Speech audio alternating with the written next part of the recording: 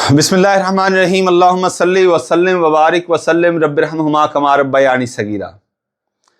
Sorry students, वो office से call आ गई थी। सुबह हाई कोर्ट के 2-3 मैटर्स हैं वो डिस्कस करने लग गए थे। बहरहाल अब हम ये डिस्कस कर रहे थे कि एक एडमिनिस्ट्रेशन ऑफ जस्टिस सिस्टम को हम उसको किसी भी हवाले से अगर हमें इंटरव्यू के दौरान पूछा जाए पाकिस्तान के पर्सपेक्टिव से, तो हम इस काबिल हूं कि हम अपने क्वेश्चन को किसी भी एंगल से पूछा जाए तो हम उसको टैकल कर सकें।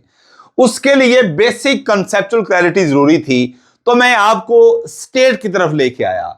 स्टेट और सिटीजन का एक रिलेशनशिप है। कल मैंने रोसो का आपको बताया था, वेस्टर्न फिलोसफर है, उसने कॉन्सेप्ट दिया था सोशल कॉन्ट्रैक्ट का। ये स्टेट और सिटीजन के दरमियान एक मुआहदा हुआ जिसमें सिटीजन ने अपने राइट्स को सरेंडर किया for the welfare of the public at large. General public के मफाद के लिए उसने अपने इंडिविजुअल जो मफादात थे उसको सरेंडर किया और रियासत की एक शक्ल हमारे सामने आई। अब जब हमने रियासत की बात की तो रियासत किस चीज से जो है ना अपनी स्ट्रॉन्ग बॉन्डिंग को तश्कील पाती है, तो हमने फिर कॉन्स्टिट्यूशन की तरफ आपको ले आए। कॉन्स्टिट्यूशन हमने कहा क्योंकि रियासत के बेसिकली 3 पिलर्स होते हैं।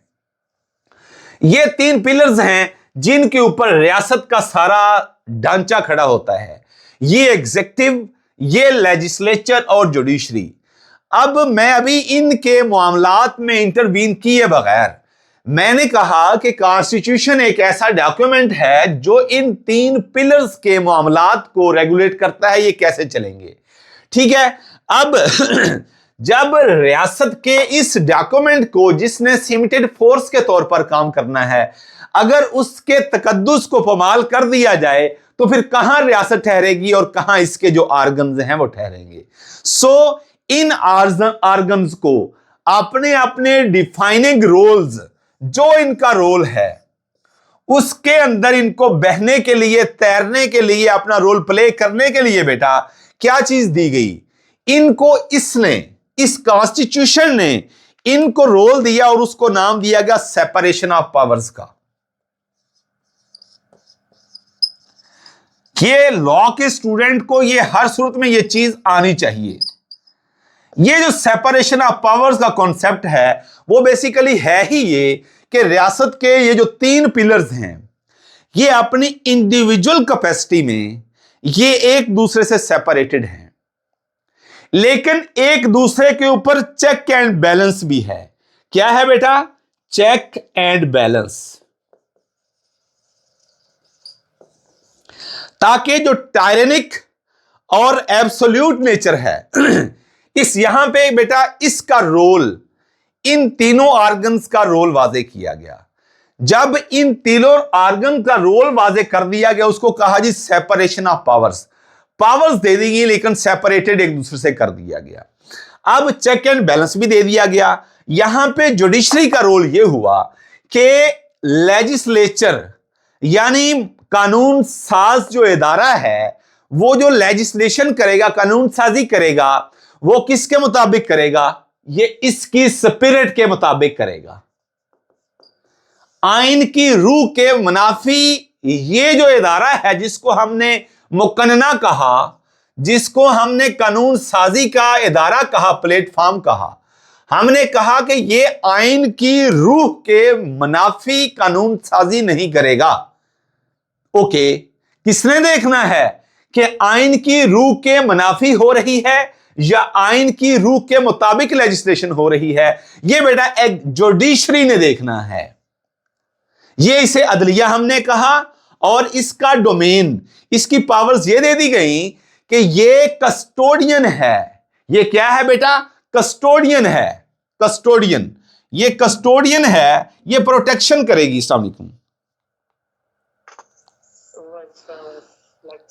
हाँ जी, वो हो गया था मुकम्मल।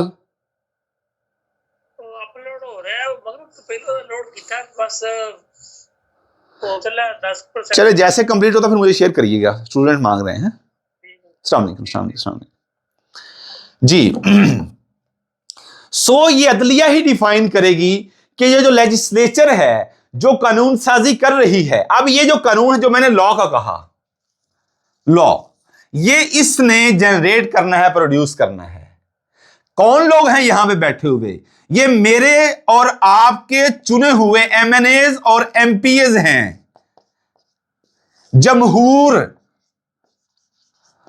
किसे कहा गया? अवाम को कहा गया। अवाम ने अपनी हक्के राय दहे को इस्तेमाल करते हुए अपने ही लोगों से चुनाव करके यहां पे लोग भेजे, इन्हें यह मैंडेट दिया कि हम लोकल लेवल पे बैठे लोगों का मसला यहां पे जाके रखें, पेश करें, ताकि रियासत जो है इसका हल निकाल सके। सो ये हमारे नुमाइंदे ठहरे, लेजिस्लेचर करने वाले, लेजिस्लेशन की यूनिट के अंदर, आर्गन के अंदर बैठे हुए एमएनएज और एमपीएज बेसिकली हमारे नुमाइंदे ठहरे, हमारे चुने हुए लोग ठहरे। इन्होंने कानून साजी करनी है, इन्होंने कवानीन बनाने हैं। जैसे इन्होंने anti rape investigation and trial act बनाया 2021, ऐसे सारे कवानीन इन्होंने बनाए। अब ये जो इसका रोल है जुडिशरी का, ये इसने कहा कि ये इंडिपेंडेंट है, ये दोनों का सुपरवाइजरी रोल प्ले करेगी। लेजिस्लेचर जो कानून साजी करेगी आइन की रूह के मुनाफी नहीं हो सकती। ये इसने मैंडेट दिया कि आपने सुपरविजन करनी है। एक तो ये हो गया। दूसरा ये एग्जेक्टिव है।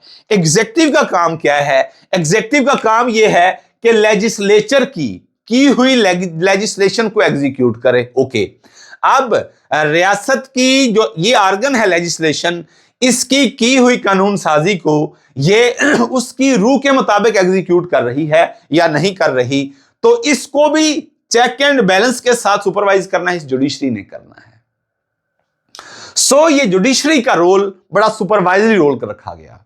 सो जब इस कॉन्स्टिट्यूशन के दिए गए मैंडेट के मुताबिक तीनों इदारे अपनी अपनी डोमेन के अंदर रह के काम करेंगे, उसको कहा गया सेपरेशन ऑफ पावर्स, और इसको कहा चेक एंड बैलेंस। लेकिन अगर ये इदारा ज्यादा काम कर दे तो इसको कहा गया जुडिशियल एक्टिविज्म।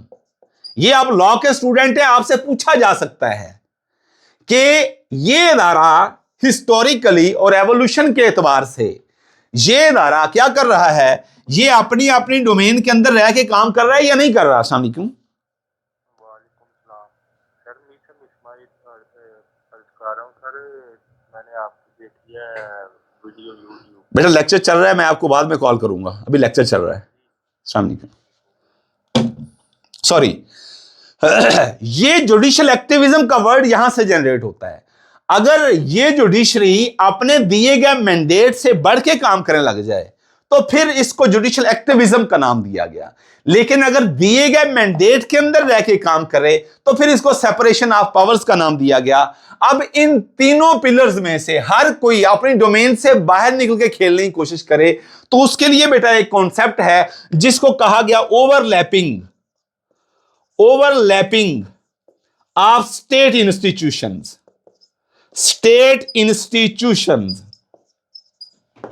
ये बेटा इसको क्या कहा गया कि रियासती जो अदारे जो हैं वो ओवरलैप कर रहे हैं। सो ये बेसिक आपको तीनों पिलर्स के रोल समझ आ गए। हमने कहा कि सैंक्टिटी ऑफ द कॉन्स्टिट्यूशन ये इंटैक्ट है, ये इनवायलेबल है, यहां पे इस आइन का तकद्दुस नहीं पामाल किया जा रहा। सो मैं यहां पे एक वर्ड यूज करने लगा हूं। अब इन सब को मैंने खत्म कर दिया। ये आपकी एक रिवीजन थी, ये होगी बेसिक्स। याद रखिएगा, इंटरव्यू के अंदर जिसने अपनी बेसिक्स को एग्जीक्यूट करने का गुर जान लिया, इंशाल्लाह वो घबराएगा नहीं, इंशाल्लाह वो मार नहीं खाएगा, वो अपनी सिलेक्शन को यकीनी बनाएगा। सो इन्हीं बेसिक्स को आगे लेके चलना है। अब बेटा मैंने कहा कि कॉन्स्टिट्यूशन का तकद्दुस पामाल नहीं हो रहा। मैंने मिसाल दे दी कि तीनों इदारे अपनी अपनी डोमेन के अंदर रह के काम कर रहे हैं। जुडिशियल एक्टिविज्म की कोई चीज नहीं है, ओवरलैपिंग ऑफ स्टेट इंस्टीट्यूशंस की कोई नाम की कोई चीज नहीं है, सेपरेशन ऑफ पावर्स का जो कॉन्सेप्ट है वो in true letter and spirit execute हो रहा है। हमने ये कह दिया तो इसका मतलब क्या हुआ? यहां पे सुपरमेसी है, सुप्रीम है। सुपरमेसी किसकी है? Of constitution. आइन यहां पे सुप्रीम है। अब जब हमने यह कह दिया कि आइन सुप्रीम है तो फिर इसका मतलब क्या हुआ? इसका मतलब है कि यहां पे बेटा क्या है? इंडिपेंडेंस, इंडिपेंडेंस ऑफ जुडिशरी है बेटा। हमने बेटा एग्जेक्टिव के हम आर्गन हैं, जिसको हमने कहा एग्जेक्टिव है ना, एक रियासत का इदारा। एग्जेक्टिव की सबसे जो इंपॉर्टेंट ब्रांच है उसको हमने पुलिस कहा। ठीक है, अब इस तरफ आइएगा। अब आपका जुडिशरी के साथ भी इंटरेक्शन होना है। ये बेटा मैंने कहा अगर आइन सुप्रीम है तो ऑटोमेटिकली वहां पे इंडिपेंडेंस ऑफ जुडिशरी होगी। अब जिन ममालिक के अंदर, जिन मुआशरों के अंदर, ये मुआशरा, ये सोसाइटी, जिस सोसाइटी के अंदर अदलिया आजाद है, इसका मतलब क्या है? यहां से हर चीज ने जन्म लेना है। हज़रत अली रज़ियल्लाहु ताला कहा करते थे कि a society can survive in कुफ्र बट नॉट इन इनजस्टिस। एक मुआशरा इंसाफ की हालत में, कुफर की हालत में जिंदा रह सकता है, मगर अदम इंसाफ की हालत में जिंदा नहीं रह सकता। अब जब आपने मुझे एक ऐसा सिस्टम दे दिया, एक ऐसा एनवायरनमेंट दे दिया जहां पे आइन को सुप्रीम तस्वर किया जाता है, तो उससे ऑटोमेटिकली एक चीज जनरेट होती है जिसको हम कहते हैं इंडिपेंडेंस ऑफ जुडिशरी। अब जहां पे इंडिपेंडेंस जुडिशरी है तो ऑटोमेटिकली वहां पे एक चीज जन्म लेगी, उसको हमने नाम बेटा दे दिया है रूल ऑफ लॉ का। रूल ऑफ लॉ का उसको हमने नाम दे दिया। यह बड़ी इंपॉर्टेंट चीज है आपके लिए। ये आपकी हर आउटलाइन जो है एक आइडिया को कंसीव कर रही है, जन्म दे रही है। अब रूल ऑफ लॉ क्या है? उर्दू में हमने इसे कहा कि कानून की हुक्मरानी। कानून की हुक्मरानी क्या है? बड़ी इंपॉर्टेंट सी चीज है। आप लॉ के स्टूडेंट हैं। अब आपसे अगर आपको नहीं पता कि रूल ऑफ लॉ क्या है, सुनिएगा। Nobody is above the law, everybody is equal in the eye of law. This is the philosophy of the rule of law. Simply, कानून की नजर में सब बराबर, एक ही सब में खड़े हो गए महमूदो अयाज, ना कोई बंदा रहा ना बंदा है नवाज। यह है रूल ऑफ लॉ। रिपीट करता हूं बेटा, nobody is above the law, everybody is equal in the eye of law. This is the philosophy of the rule of law. एक ही सब में खड़े हो गए महमूदो अयाज, ये है रूल ऑफ लॉ। यानी अगर इंडिपेंडेंस ऑफ जुडिशरी है तो रूल ऑफ लॉ होगा। अगर रूल ऑफ लॉ नहीं है तो इसका मतलब है कि जुडिशरी कंप्रोमाइज हो रही है। ये आपकी कंसेप्चुअल क्लैरिटी है। अब जब आपने यह कह दिया कि यहां पे कानून की हुक्मरानी है, तो फिर कानून की हुक्मरानी जहां पे होती है वहां पे क्या होता है? वहां पे ऑटोमेटिकली ये चीजें जन्म लेती हैं। क्या क्या चीज जन्म लेगी? वहां पे बेटा गुड गवर्नेंस होगी,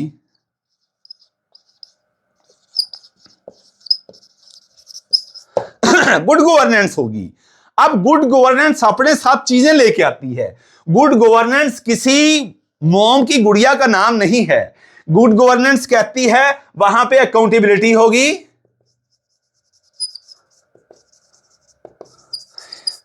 यानी वहां पे एहतसाब होगा। इख्तिसाब कैसे? Rule of law. यहां पे कोई छोटा बड़ा अमीर गरीब नहीं है, एक ही लाठी से सबको हांका जाएगा। वहां पे अकाउंटेबिलिटी है, मुआखजा है। जिस मुआशरे के अंदर, जिस डिपार्टमेंट के अंदर बेटा जजा और सजा का निजाम नहीं है, वो महकमे, वो मुआशरे, वो मुल्क जवाल पजीर होते हैं। वहां पे तनज़ली आती है, तरक्की नहीं आती। वहां पे पस्ती और जवाल उनका मुकद्दर ठहरता है। सो अकाउंटेबिलिटी वहां पे होती है। अकाउंटेबिलिटी होगी, वो एक्सेसिबल होगा सिस्टम, वहां पे इफेक्टिवनेस होगी। इफेक्टिवनेस बहुत जरूरी है। आज मेरे साथ ज्यादती हुई है और मेरी अगली नस्ल जो है उसका, जिसने ज्यादती की है उसको अंजाम तक पहुंचता देखे, ये कोई इफेक्टिवनेस नहीं है, एक्सेसिबल नहीं है। वहां पे बेटा अकाउंटेबिलिटी होगी। बड़ी इंपॉर्टेंट चीज बताने लगा हूं, वहां पे ट्रांसपेरेंसी होगी, वहां पे हर चीज ट्रांसपेरेंट आपको नजर आएगी। जिस मुआशरे के अंदर बेटा ये चीजें होंगी, वहां पे उसको ऑटोमेटिकली हम क्या कहेंगे, वहां पे गुड गवर्नेंस है। जो गवर्नेंस का निजाम है वो मौजूद है। जब एक ऐसा सिस्टम एनवायरनमेंट मौजूद होगा तो फिर क्या होगा, मेरे पास पैसा है तो मेरा दिल करेगा मैं ऐसे माहौल के अंदर, ऐसे पैराफर्नेलिया और ऐसे सेटअप के अंदर मैं क्या करूं, मैं इन्वेस्टमेंट करूं। फिर क्या होगा, वहां पे जो रियासत के इदारे हैं उनके ऊपर लोगों का ट्रस्ट जो है, trust of public on state institutions. मैं एक चीज से दूसरी चीज को बेटा जनरेट कर रहा हूं। अब जब रियासत के इदारों के ऊपर, यह बड़ी इंपॉर्टेंट चीज है, यह सारा कुछ जो हम कर रहे हैं, आपको मैंने कल भी बताया था, जब पुलिस को पुलिस ऑर्डर 2002 ने यह कह दिया कि अब यह अकाउंटेबल टू पीपल है, अब police department accountable to public है, अब ये as per democratic aspirations of people चलेगा। यह पुलिस ऑर्डर 2002 के प्रीएम्बल में लिख दिया गया। मजीद ये लिख दिया गया कि ये लॉ एंड ऑर्डर को भी मेंटेन करेगा। ये प्रोफेशनली अब पब्लिक सर्विस डिलीवरी के तौर पर काम करेगा, सर्विस ओरिएंटेड होगा। क्यों, अब हमने फिर पीआरओ सेक्शन बना दिए। हमने कहा पब्लिक परसेप्शन बहुत इंपॉर्टेंट है, पब्लिक परसेप्शन का आइडिया समझें, इसलिए कि लोग देखें कि फलां शख्स को भी इंसाफ मिला है, फलां शख्स की इज्जत और तौकीर सलामत ठहरी है, उसने रियासत के पिलर को नॉक किया था, तो उसकी जो उछाली की पगड़ी है, जिसने उछालने की जुर्रत की, जिसने कानून को हाथ में लेने की जुर्रत की, उसके हाथ को पकड़ लिया गया। ये जो तस्वुर है एक शख्स की ओपिनियन को फॉर्मूलेट करना, जिसको हमने नेगेटिव सेंस में प्रोपेगेंडा कहा और पॉजिटिव सेंस में हमने कहा कि अब आवाम के अंदर इस चीज की पजीराई भी हो, प्रोजेक्शन भी हो कि पुलिस अगर काम कर रही है तो लोगों को भी पता चले। इसलिए फिर सोशल मीडिया का दौर आया कि डिपार्टमेंट अपनी पॉजिटिव चीज को प्रमोट करने लग गया ताकि लोगों का रियासती इदारों के ऊपर एतमाद बढ़े। अब जब गुड गवर्नेंस ने अकाउंटेबिलिटी दे दी, मुझे पता है मैं अपने पैसे इस सिस्टम के अंदर इन्वेस्ट करूंगा तो मेरी मेहनत के मुताबिक, मेरी इन्वेस्टमेंट के मुताबिक मुझे उसका आउटकम मिलेगा। जब मेरा ट्रस्ट डेवलप हो गया और अगर किसी ने मेरे साथ ज्यादती करने की कोशिश की तो रियासती इदारे मौजूद हैं, वो वहां पे क्या है, वहां पे गुड गवर्नेंस। और गुड गवर्नेंस क्या है, वहां पे अकाउंटेबिलिटी है, वहां पे ट्रांसपेरेंसी है, वहां पे इफेक्टिवनेस है, वहां पे एक्सेसिबल है हर चीज, वहां पे ओपननेस है, लोगों की बात सुनी जाती है, तो फिर लोगों का ट्रस्ट बढ़ेगा। ये आ गई। अब ट्रस्ट बढ़ेगा तो फिर क्या होगा, यहां पे लोग इन्वेस्ट करेंगे, इन्वेस्टमेंट आएगी, और इन्वेस्टमेंट फॉरेन इन्वेस्टमेंट भी हो सकती है और लोकल इन्वेस्टमेंट भी बेटा हो सकती है। ये दो चीजें मैंने बता दी। कैसे आई, जब ट्रस्ट ऑफ पब्लिक आ गया, मैसेज का ट्रस्ट रियासती इदारों के ऊपर आ गया, तो फिर वहां पे फॉरेन इन्वेस्टमेंट भी आई और लोकल इन्वेस्टमेंट भी आई। अब जब फॉरेन इन्वेस्टमेंट भी आ गई और लोकल इन्वेस्टमेंट भी आ गई तो फिर क्या हुआ, अगला पॉइंट बड़ा इंपॉर्टेंट है। हेलो, वालेकुम जी, सईद मुस्ता शायद कर रहे हैं सर। जी जी खान साहब के पास आए। बेटा अभी क्लास हो रही है, मैं आपको कॉल करूंगा कल 11 बजे मेरे पास आ जाना आपने। अस्सलाम वालेकुम। 12 बजे कल हाँ जी।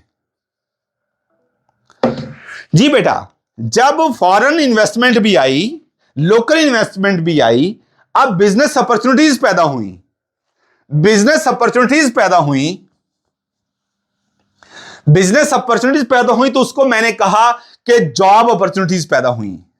बेसिकली क्या पैदा हुआ, जॉब अपॉर्चुनिटीज। उसने जॉब अपॉर्चुनिटीज, इंप्लॉयमेंट अपॉर्चुनिटीज आ गई, एम्प्लॉयमेंट अपॉर्चुनिटीज आ गई। अब जब आसान सी बात है, अगर आपके घर में दाने हैं तो आपके कमले भी सियाने हैं। अब इस तरह के माहौल ने यह चीज पैदा कर दी। अब मैं एक गरीब कुटिया, छोटी सी कुटिया के अंदर, बेआबो गया सहरा के अंदर छोटी सी कुटिया लिए बैठा हूं। मुझे ये एतमाद देने में अगर रियासत कामयाब हो गई तो फिर मैं अपनी जितनी भी पूंजी है उसको इन्वेस्ट करूंगा, तो उससे लोगों के लिए जॉब अपॉर्चुनिटीज पैदा होंगी। जब जॉब अपॉर्चुनिटीज पैदा होंगी तो लोगों के पास क्या होगा? वहां पे इकोनॉमिक प्रॉस्पेरिटी आएगी बेटा, इकोनॉमिक प्रॉस्पेरिटी आएगी। जब इकोनॉमिक प्रॉस्पेरिटी आएगी तो फिर मुआशरा ग्रो करेगा। मुआशरा क्या करेगा? ग्रो करेगा। तो वे फिर वहां पे क्या होगा? इकोनॉमिक प्रॉस्पेरिटी आएगी। जब इकोनॉमिक प्रॉस्पेरिटी आएगी तो फिर ऑटोमेटिकली नेशनल स्टेबिलिटी भी आएगी। नेशनल स्टेबिलिटी, स्टेबिलिटी आएगी। और जब ये दो चीजें हैं, economic prosperity is directly promotional to national stability. एक चीज बढ़ती है तो दूसरी भी बढ़ती है, एक चीज कम होगी तो दूसरी भी कम होगी। अगर यहां पे हम रुक जाएं, अब इकोनॉमिक प्रॉस्पेरिटी नहीं है तो क्या होगा? पॉवर्टी। और पॉवर्टी क्या करती है? ये ब्रीड्स क्राइम। और जब क्राइम होगा तो फिर क्या होगा? ऑटोमेटिकली जो आपकी नेशनल स्टेबिलिटी है उसके ऊपर भी जद आएगी। जब नेशनल स्टेबिलिटी है तो ऑटोमेटिकली फिर क्या होगा?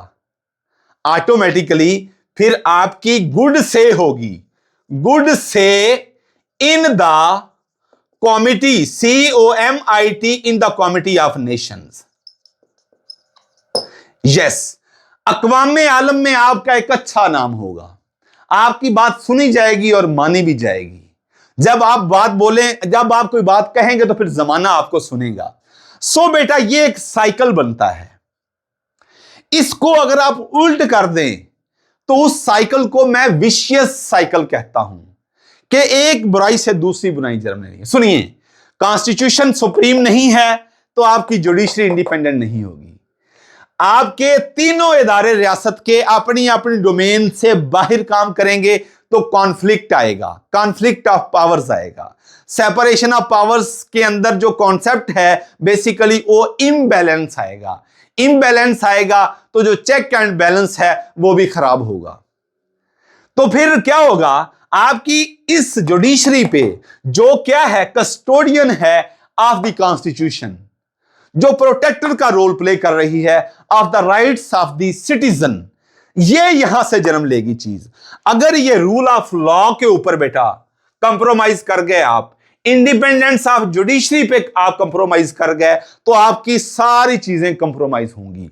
गुड गवर्नेंस बेटा यहां से जन्म लेती है। ये जो दो चीजें हैं ये गुड गवर्नेंस को जनरेट करती हैं। अगर ये दो चीजें क्या हो गई? कंप्रोमाइज हो गई, तो आपका इस तरह का जो पैराफर्नलिया सेटअप बनता है, जहां पे करप्शन फ्री सोसाइटी होगी, जहां पे क्लास सेगमेंटेशन नहीं होगी। जब मैंने कहा कि जॉब अपॉर्चुनिटीज आई हैं तो जॉब अपॉर्चुनिटीज सबके लिए बराबर हैं, equal opportunities, equal distribution of resources. जितनी मर्जी आउटलाइंस बनाते जाएं, इक्वल डिस्ट्रीब्यूशन ऑफ रिसोर्सेज होगा।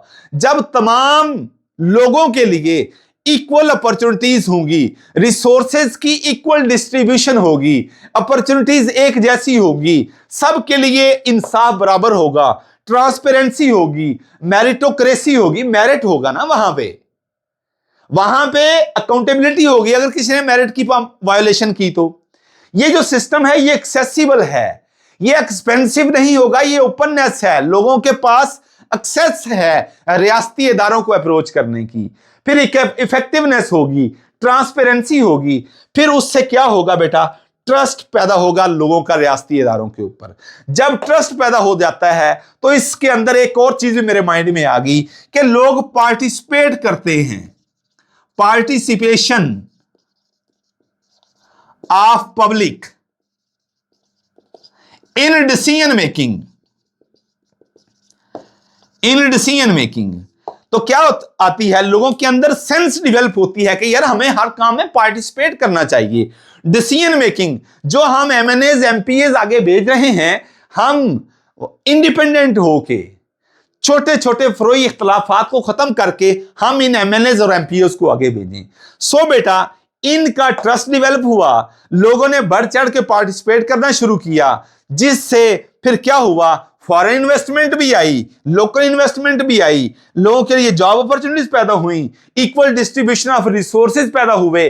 तो फिर जब इक्वल डिस्ट्रीब्यूशन ऑफ रिसोर्सेज होते हैं, हर बंदे को अगर ये एतमाद पैदा हो जाए कि मैं जितनी मेहनत करूंगा तो फिर क्या होगा, मुझे उतना ही सिला मिलेगा, उतनी ही मुझे आउटकम होगी, प्रॉफिट उतना ही होगा, तो बढ़ चढ़ के वो ग्रो करेगा, मुआशरे ग्रो करेंगे, यूनिटी आएगी, कोहेसिवनेस आएगी, अफरा तफरी नहीं होगी, बेचैनी नहीं होगी, और उसके साथ साथ जो मादियत परस्ती है, मेटीरियलिस्टिक अप्रोच है, वो कम होगी, अखुवत और भाईचारे की फिजा पैदा होगी, क्योंकि हर शख्स के लिए, मुआशरे के हर फर्द के लिए इक्वल अपॉर्चुनिटीज हैं, इक्वल डिस्ट्रीब्यूशन ऑफ रिसोर्सेज है। जब इक्वल डिस्ट्रीब्यूशन ऑफ रिसोर्सेज है, इक्वल अपॉर्चुनिटीज हैं, तो फिर बेहिस्सी नहीं आएगी, अखुवत और भाईचारे की फिजा पैदा होगी, लोग बढ़ चढ़कर, मुआशरे का हर फर्द मिल्लत के मुकद्दर का सितारा बनेगा, तो फिर ऑटोमेटिकली इकोनॉमिक प्रॉस्पेरिटी आएगी। प्रॉस्पेरिटी हर फ्रंट पे आपको नजर आएगी, और ऑटोमेटिकली वो किसको जनरेट करेगी, वो नेशनल स्टेबिलिटी को जनरेट करेगी। और नेशनल स्टेबिलिटी से क्या होगा, आपकी अक़वाम आलम के अंदर इज्जत और तक़ीर बढ़ेगी। इसको उल्ट कर दें बेटा, सारा कुछ आपका बेड़ा गर्क हो जाता है। ये आपको कंसेप्चुअल क्लैरिटी होनी चाहिए, ये आपके आर्गुमेंट्स को भी स्ट्रेंथन करेगा। इस बायोलॉजिकल सीक्वेंस को याद कर लें। अब आपने बेटा बताना है कि अब जो 26वीं और 27वीं तरमीम है, इसने आपकी इंडिपेंडेंस ऑफ जुडिशरी पे कोई कदगम तो नहीं लगाई। ये आपकी आज की असाइनमेंट है, कल मैं इस पे इन डिटेल डिबेट करूंगा इंशाल्लाह। आप खुद बताएंगे जी कि हमारी इंडिपेंडेंस ऑफ जुडिशरी, आप छोड़ें हमारी, आप ये कहिए कि मुहज्जम मुआशरों के अंदर जो डेवलप्ड कंट्रीज हैं, उन्होंने अपनी जुडिशरी पे, उसकी आजादी पे हर्फ नहीं आने दिया, तो उस जुडिशरी ने फिर रूल ऑफ लॉ को जन्म दिया। रूल ऑफ लॉ ने ऐसा माहौल पैदा किया जिसको गुड गवर्नेंस का नाम दिया गया। गुड गवर्नेंस के एलिमेंट्स मैंने क्या कहे, अकाउंटेबिलिटी होती है वहां पे ट्रांसपेरेंसी होती है, वहां पे मेरिटोक्रेसी होती है, वहां पे सिस्टम जो है ओपन होता है, एक्सेसिबल होता है, और वहां पे इफेक्टिवनेस होती है। ये जब चीजें आई तो लोगों का ट्रस्ट बढ़ा, और ये सारा साइकिल मैंने बता दिया। रूल ऑफ लॉ आपने भूलना नहीं है। अब हम क्रिमिनल जस्टिस सिस्टम और एडमिनिस्ट्रेशन ऑफ जस्टिस सिस्टम की तरफ जाते हैं। ये जो मैंने आपको अभी पॉइंट्स डिस्कस किए हैं बेटा, ये आपके लिए एक बायोलॉजिकल सीक्वेंस और आर्गुमेंटेशन आपको देंगे। किसी भी टॉपिक पे आपने डिबेट करनी है, ग्रुप डिस्कशन होती है, या इंडिविजुअल आपसे कोई टॉपिक पूछ लिया जाता है, तो इस सीक्वेंस को मत भूलिएगा। जिसने इस सीक्वेंस को समझ लिया उसके लिए ऐसे भी आसान है, कोई ऐसे भी आ सकता है, आप ऐसे लिख सकते हैं, डिबेट कर सकते हैं, क्योंकि ये सीक्वेंस बायोलॉजिकल सीक्वेंस है। अब बेटा हम प्रैक्टिकल अप्रोच के साथ क्रिमिनल जस्टिस सिस्टम,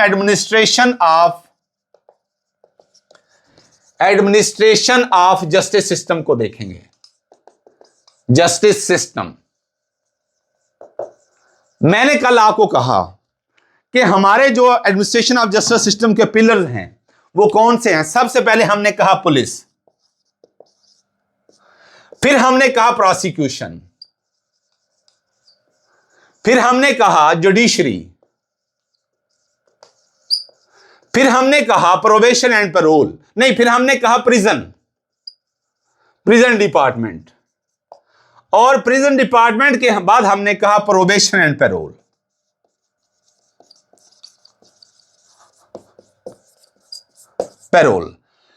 मुझे बहुत से क्वेश्चन बेटा आपकी तरफ से ये आ रहे हैं कि सर मैंने एक्टिव प्रैक्टिस नहीं की, मुझे criminal justice system, administration of justice system की इब्तदाई मुबादियात, मैंने वर्ड यूज किया है इब्तदाई मुबादियात,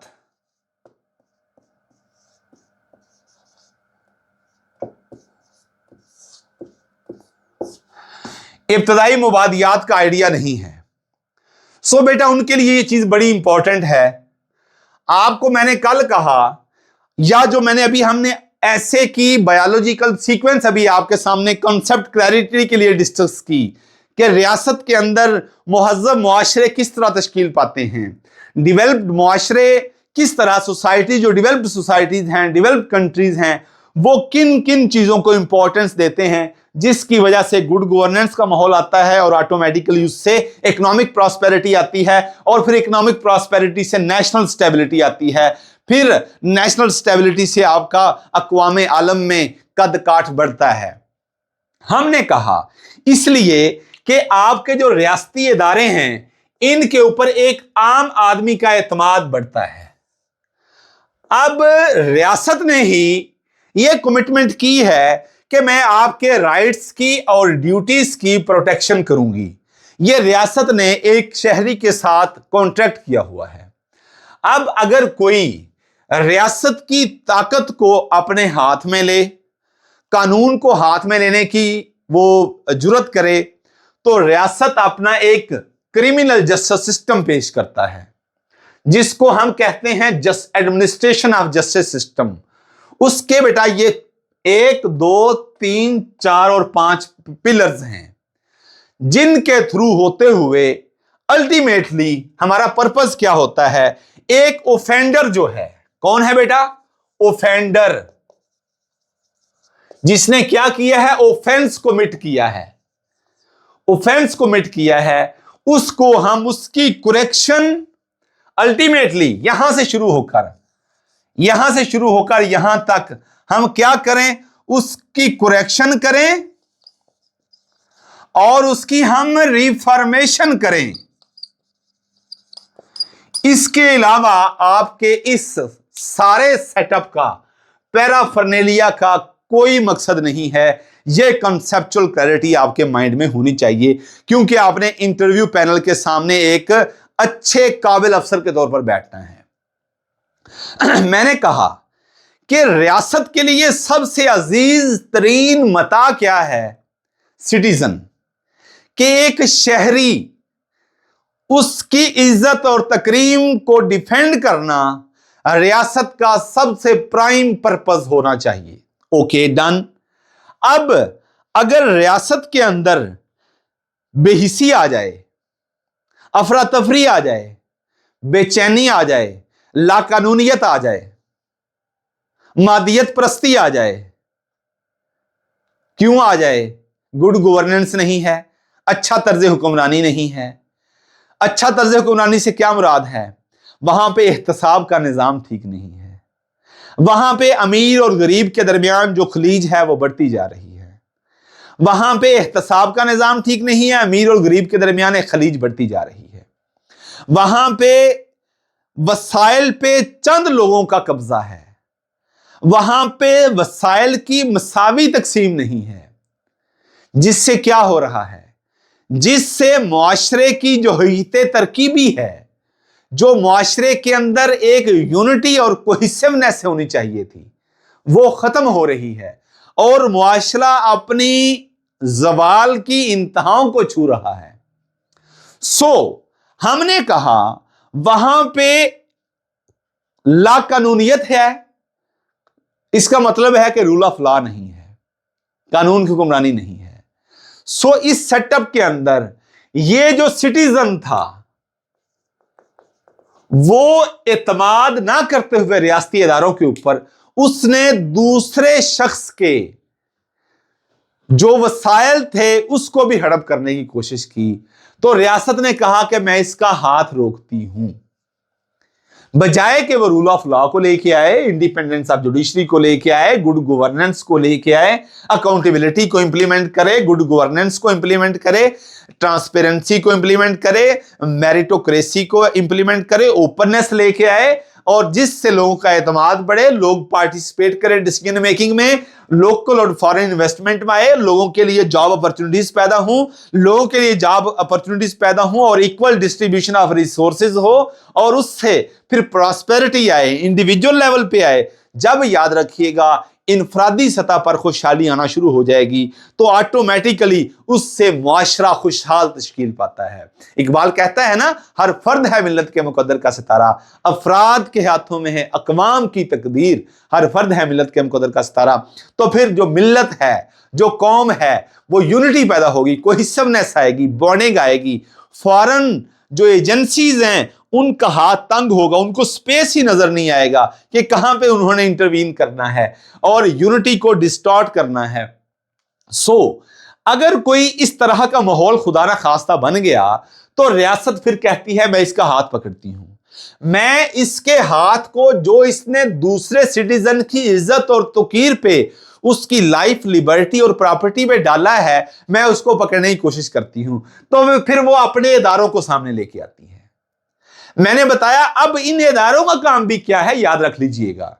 इस टाइम हमारी जो जेल है, जो हमारा प्रिजन डिपार्टमेंट है, वो सबसे ज्यादा कंसर्न्ड है होम डिपार्टमेंट का कि जेल के अंदर हम अपने शहरियों को, हमारे शहरी हैं ना, बिगड़ चुके, रियासत का फेलियर है, उनको तालीम नहीं दी, इक्वल अपॉर्चुनिटीज नहीं दी, उनको एक्सेसिबल माहौल नहीं दिया, ओपननेस की तरफ नहीं गए, अकाउंटेबल एनवायरनमेंट नहीं दिया, जिसकी वजह से क्राइम रिडन सोसाइटी बनी। वहां पे गुर्बत आई या दीगर वजूहात की बुनियाद पर, मादियत परस्ती की बुनियाद पर दूसरे के हकूक पे डाका डाला गया, दूसरे की पगड़ी उछाली की, दूसरे की इज्जत महफूज नहीं रही, तौकीर की धज्जियां उड़ाई गई। तो फिर उस हाथ को रोकने के लिए रियासत अपना सबसे पहले ये इदारा सामने लेके आती है जिसको हम पुलिस कहते हैं। अब जिस तरह मैंने वहां पे कहा था, अगर कॉन्स्टिट्यूशन सुप्रीम है, इंटैक्ट है, उसका तकद्दुस पामाल नहीं है, तो ऑटोमेटिकली आगे चीजें इंडिपेंडेंटली और ऑटोमेटिकली जनरेट होती जाएंगी। अब यहां पे भी सेम स्ट्रक्चर है। पर्पस क्या है, याद रखिएगा, रियासती इदारों का मकसद क्या है, एक बिगड़े हुए शहरी की इस्लाह करना और उसको कारआमद शहरी बनाना। याद रखिएगा, प्रिजन डिपार्टमेंट का माटो भी ये, हम जेल के अंदर जाते हैं इंस्पेक्शन के लिए तो वहां पे करेक्शन एंड रिफॉर्मेशन लिखा होता है। वहां पे फर्स्ट ऑफेंडर है उसको अलग रखा गया है, कोई रिपीटर्स हैं उनको अलग रखा गया है, माइनर ऑफेंसेस वाले जो इर्तिकाब करते हैं उनको अलग रखा गया है, जो ग्रीवियस ऑफेंसेस वाले हैं उनको हीनियस ऑफेंसेस वालों को अलग रखा गया है, रेप वाले जो हैं विक्टिम, रेप वाले जो हैं ऑफेंडर्स उनको अलग रखा गया है, 392-95 वालों को अलग रखा गया है, शराब मनशियात फरोशों को अलग रखा गया है। हर किस्म की कैटेगरी को अलग रखा गया। अब हर तरह से चेक एंड बैलेंस है कि अब एक शख्स जो गलती से हालात के हाथों मजबूर होके उसने गलती की लेकिन वो कानून के हत्थे चढ़ गया, तो अब वो ज्यादा बिगड़े नहीं, इन सारे मराहल से होता हुआ वो बिगड़े नहीं, बल्कि उसकी इस्लाह हो और फिर वो कारआमद शहरी बने मुआशरे का।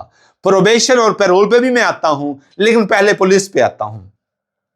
अब बेटा ये पुलिस डिपार्टमेंट है, अब ये कवानीन के ताबे काम करता है। कौन सा हमारे पास यहां पे कानून है?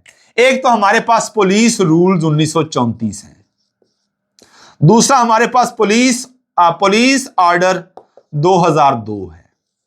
ये इसका मैंडेट बताता है कि पुलिस ने किस तरह काम करना है। ये कहता है पुलिस ऑर्डर 2002 का हमारे सामने आर्टिकल जो 3 और 4 है वो रेस्पॉन्सिबिलिटीज बताता है। जिसने इन रेस्पॉन्सिबिलिटीज को याद कर लिया वो इंशाअल्लाह इंटरव्यू के अंदर मार नहीं खाएगा, वो ये समझ जाएगा कि पुलिस का रोल क्या है। अब ऐसे ही पुलिस रूल्स का जो मेन पर्पस है इसका, टू कलेक्ट द एविडेंस। आज मैंने वीडियो अपलोड की है कि चालान की कितनी किस्में होती हैं। अब मैंने जो वर्ड यूज किया है पुलिस के मैंडेट का कि इसने शवाहिद इकट्ठे करने हैं, इसको नाम दिया गया इन्वेस्टिगेशन का। इन्वेस्टिगेशन का किसी ने गलत काम किया, 15 कॉल की गई। मैंने कल बताया था कि 15 कॉल क्यों की जाती है। एक रियासत से एक शहरी क्या एक्सपेक्ट करता है, जिस तनाजुर में, जिस पसे मंजर में दूर दराज बेआबोगया सहरा के अंदर छोटी सी कुटिया में एक बैठा शख्स इस इत्मीनान के साथ 15 पे कॉल करता है कि मेरे साथ अगर किसी ने ज्यादती की है तो मैं रियासत अपनी मां को पुकारूं। वो जो इत्मीनान है वो बहुत मुश्किल से जन्म लेता है। अगर रियासत अपने उस शहरी को ये इत्मीनान देने में कामयाब हो गई तो इसका मतलब है कि उसके इदारे ठीक काम कर रहे हैं। अब ये एफआईआर हो गई, फर्स्ट इंफॉर्मेशन रिपोर्ट हो गई, जिसका रजिस्टर नंबर 1 है, मैंने आपको बताया हुआ है। थाने के अंदर रजिस्टर नंबर 2 भी पड़ा होता है। थाने के अंदर टोटल 25 रजिस्टर हैं, 7 और 15 ये 2 रजिस्टर हज़फ हो चुके हैं, बाकी मैं आपको बता चुका हूं, नोट्स भी शेयर कर चुका हूं। यहां पे एफआईआर है, रजिस्टर नंबर आपका 1, फर्स्ट इंफॉर्मेशन रिपोर्ट दर्ज होगी और एफआईआर के बाद आपका सेक्शन जो है 156 वो कहता है आप इन्वेस्टिगेशन शुरू करें। और वहां से जो पुलिस रूल्स का 25(2) कहता है वो कहता है कि आप इन्वेस्टिगेशन शुरू करें, सारी पावर्स भी बता देता है। अब इन्वेस्टिगेशन शुरू हो गई कि एक मुअज़्ज़ज़ शहरी के ऊपर जो इल्जाम लगाने की हिम्मत की गई है, रियासत उसको बड़ी सीरियस नजरों से देखती है। वो कहती है कि every person is innocent until prove guilty. उसने कहा भी सच्चा है ये। बहरहाल अगर एक शहरी ने उसके ऊपर यह इल्जाम लगाया है तो फिर रियासत ही इसको क्लियर करेगी अपने इस डिपार्टमेंट के थ्रू जिसको पुलिस का नाम दिया गया। सबसे पहला इसका मैंडेट कहा गया कि इसने इन्वेस्टिगेशन करनी है। लॉ एंड ऑर्डर इसका मैंडेट है, करेगी, लॉ एंड ऑर्डर को मेंटेन करेगी, प्रोटेक्शन करेगी, प्रिवेंशन करेगी, डिटेक्शन ऑफ क्राइम भी करेगी, सारा कुछ करेगी, लेकिन साथ इन्वेस्टिगेशन भी करेगी। एक मुअज़्ज़ज़ शहरी की इज्जत के ऊपर हर्फ आया है, इसलिए इतनी इंपॉर्टेंस दी कि उसने कहा कि वो मासूम है जब तक कि अब रियासत ही साबित ना कर दे। लेकिन याद रखिएगा अगर हल्का सा भी शक पैदा हुआ तो उसका फायदा हम अपने सिटीजन को देंगे। यह भी साथ कह दिया कि benefit of doubt is always in the favour of accused, क्योंकि वो मेरा शहरी है। रियासत इस तकद्दुस की निगाह से उसको देखती है। सो इसका काम है, इस एजेंसी का काम है कि इंपार्शियल होके, आर्टिकल 3 और 4 ने कह दिया कि आप इंडिपेंडेंट होके विदाउट एनी इंटरवेंशन, और यह पुलिस रूल के अंदर भी कह दिया कि कोई पॉलिटिकल एसोसिएशन नहीं होगी, कोई पॉलिटिकल इंटरवेंशन नहीं होगी। लेकिन जब हम इसके चैलेंजेस पढ़ेंगे पुलिस के, हम देखते हैं कि यहां पे पॉलिटिकल इंटरवेंशन भी है, यहां पे लैक ऑफ रिसोर्सेज भी है। यहां पे लैक ऑफ रिसोर्सेज के साथ साथ जो टेक्निकल एजुकेशन है, एडवांस टेक्निक्स ऑफ इन्वेस्टिगेशन है, उसकी यहां पे कमी है। यहां पे रिसोर्सेज की कमी है, यहां पे ह्यूमन रिसोर्स की कमी है, मटेरियल की कमी है। यहां पे ये इसके चैलेंजेस आते हैं। तो फिर हम क्या कहेंगे? अकाउंटेबिलिटी है, इसमें कोई दो राय नहीं। इसके अनशेड्यूल्ड ड्यूटी आवर्स हैं, इसमें कोई दो राय नहीं। इसमें स्ट्रेस है, इसमें स्ट्रेंथ की शॉर्टेज है, जिसकी वजह से ड्यूटी आवर्स बढ़ जाते हैं, जिसकी वजह से ड्यूटी आवर्स बढ़ जाते हैं। लेकिन सबसे बड़ा मसला पॉलिटिकल इंटरवेंशन का है। जब पॉलिटिकल इंटरवेंशन आती है और रिसोर्सेज की कमी आती है तो फिर हम वहां पे किस चीज को अपना ग्राउंड बनाते हैं? हम करप्शन को ग्राउंड बनाते हैं, हम लोगों का इस्तेसाल करते हैं। सो कलेक्शन ऑफ एविडेंस सबसे पहले इंडिपेंडेंट होकर करनी है, जो इस एजेंसी का मैंडेट है। अब 173 की रिपोर्ट बना दी। मैंने कहा कि लाजमी नहीं कि 173 की रिपोर्ट में आपने एफआईआर की स्टोरी को सच्चा साबित करना है। उसकी मैंने आज आपके सामने 6 से 7 शक्लें रखी हैं, वो सुन लीजिएगा वीडियो के अंदर। कल मैं आपको जो वीडियो अपलोड कर रहा हूं बड़ी इंपॉर्टेंट होगी। कॉलम नंबर 2 के अंदर जो स्टूडेंट्स कहते हैं कि सर हमने प्रैक्टिकल जो है प्रैक्टिस नहीं की, हम एक्टिवली इन्वॉल्व नहीं रहे, हमसे कोई सवाल पूछ लिया गया तो हमारा कॉन्फिडेंस जो शैटर हो रहा है, तो कल की वीडियो आज की वीडियो बड़ी इंपॉर्टेंट है, जरूर सुनिएगा। हमने कल के लिए वीडियो बनाई है। हमने कहा कॉलम नंबर 2 के अंदर किन किन लोगों का नाम दर्ज किया जाता है और किस किस स्याही से लिखा जाता है, ताकि कोर्ट उसको देख के ही आइडिया लगा सके कि इसके अंदर जो मुल्जम है उसका स्टेटस क्या है। सो जरूरी नहीं कि जो एफआईआर हुई है वो क्या है। एफआईआर की डेफिनेशन भी याद कर लीजिएगा। जस्ट फर्स्ट इंफॉर्मेशन रिपोर्ट ना कहिएगा। आपसे यह पूछा जा सकता है इंटरव्यू के अंदर, what does it mean, what does FIR stands for. वो क्या है बेटा, मैं आपको बता रहा हूं, FIR is just a document which sets the law into motion. बस ऐसा एक कानून का मुजव्वजा प्रेस्क्राइब्ड 24(5)(1) के तहत एक डॉक्यूमेंट जो कानून को हरकत में लेके आता है, इसके अलावा कुछ नहीं है। आपसे पूछा जाए डिफाइन एफआईआर, आप कहें it is the abbreviation of first information report. It is only a document which sets the law into motion. अब इसकी कल्मिनेशन कुछ भी हो सकती है, ये खारिज भी हो सकती है, ये अनट्रेस भी हो सकती है, ये कैंसिल भी हो सकती है, ये मुकम्मल इसकी स्टोरी को एंडोर्स करते हुए मुकम्मल चालान भी बन सकता है, इनकम्प्लीट चालान भी बन सकता है, सप्लीमेंट्री चालान भी बन सकता है, अबेटेड चालान भी बन सकता है और अनट्रेस चालान भी बन सकता है। ये सारी चीजें हैं, ये इसका मैंडेट है। यहां से रियासत ने कहा वो आगे चीजें हैं कि इज्जत और तौकीर इसकी सामने रखी जाएगी। स्ट्रक्चर को समझिएगा। एक शहरी को पकड़ लिया क्योंकि उसके ऊपर एक इल्जाम लगा है।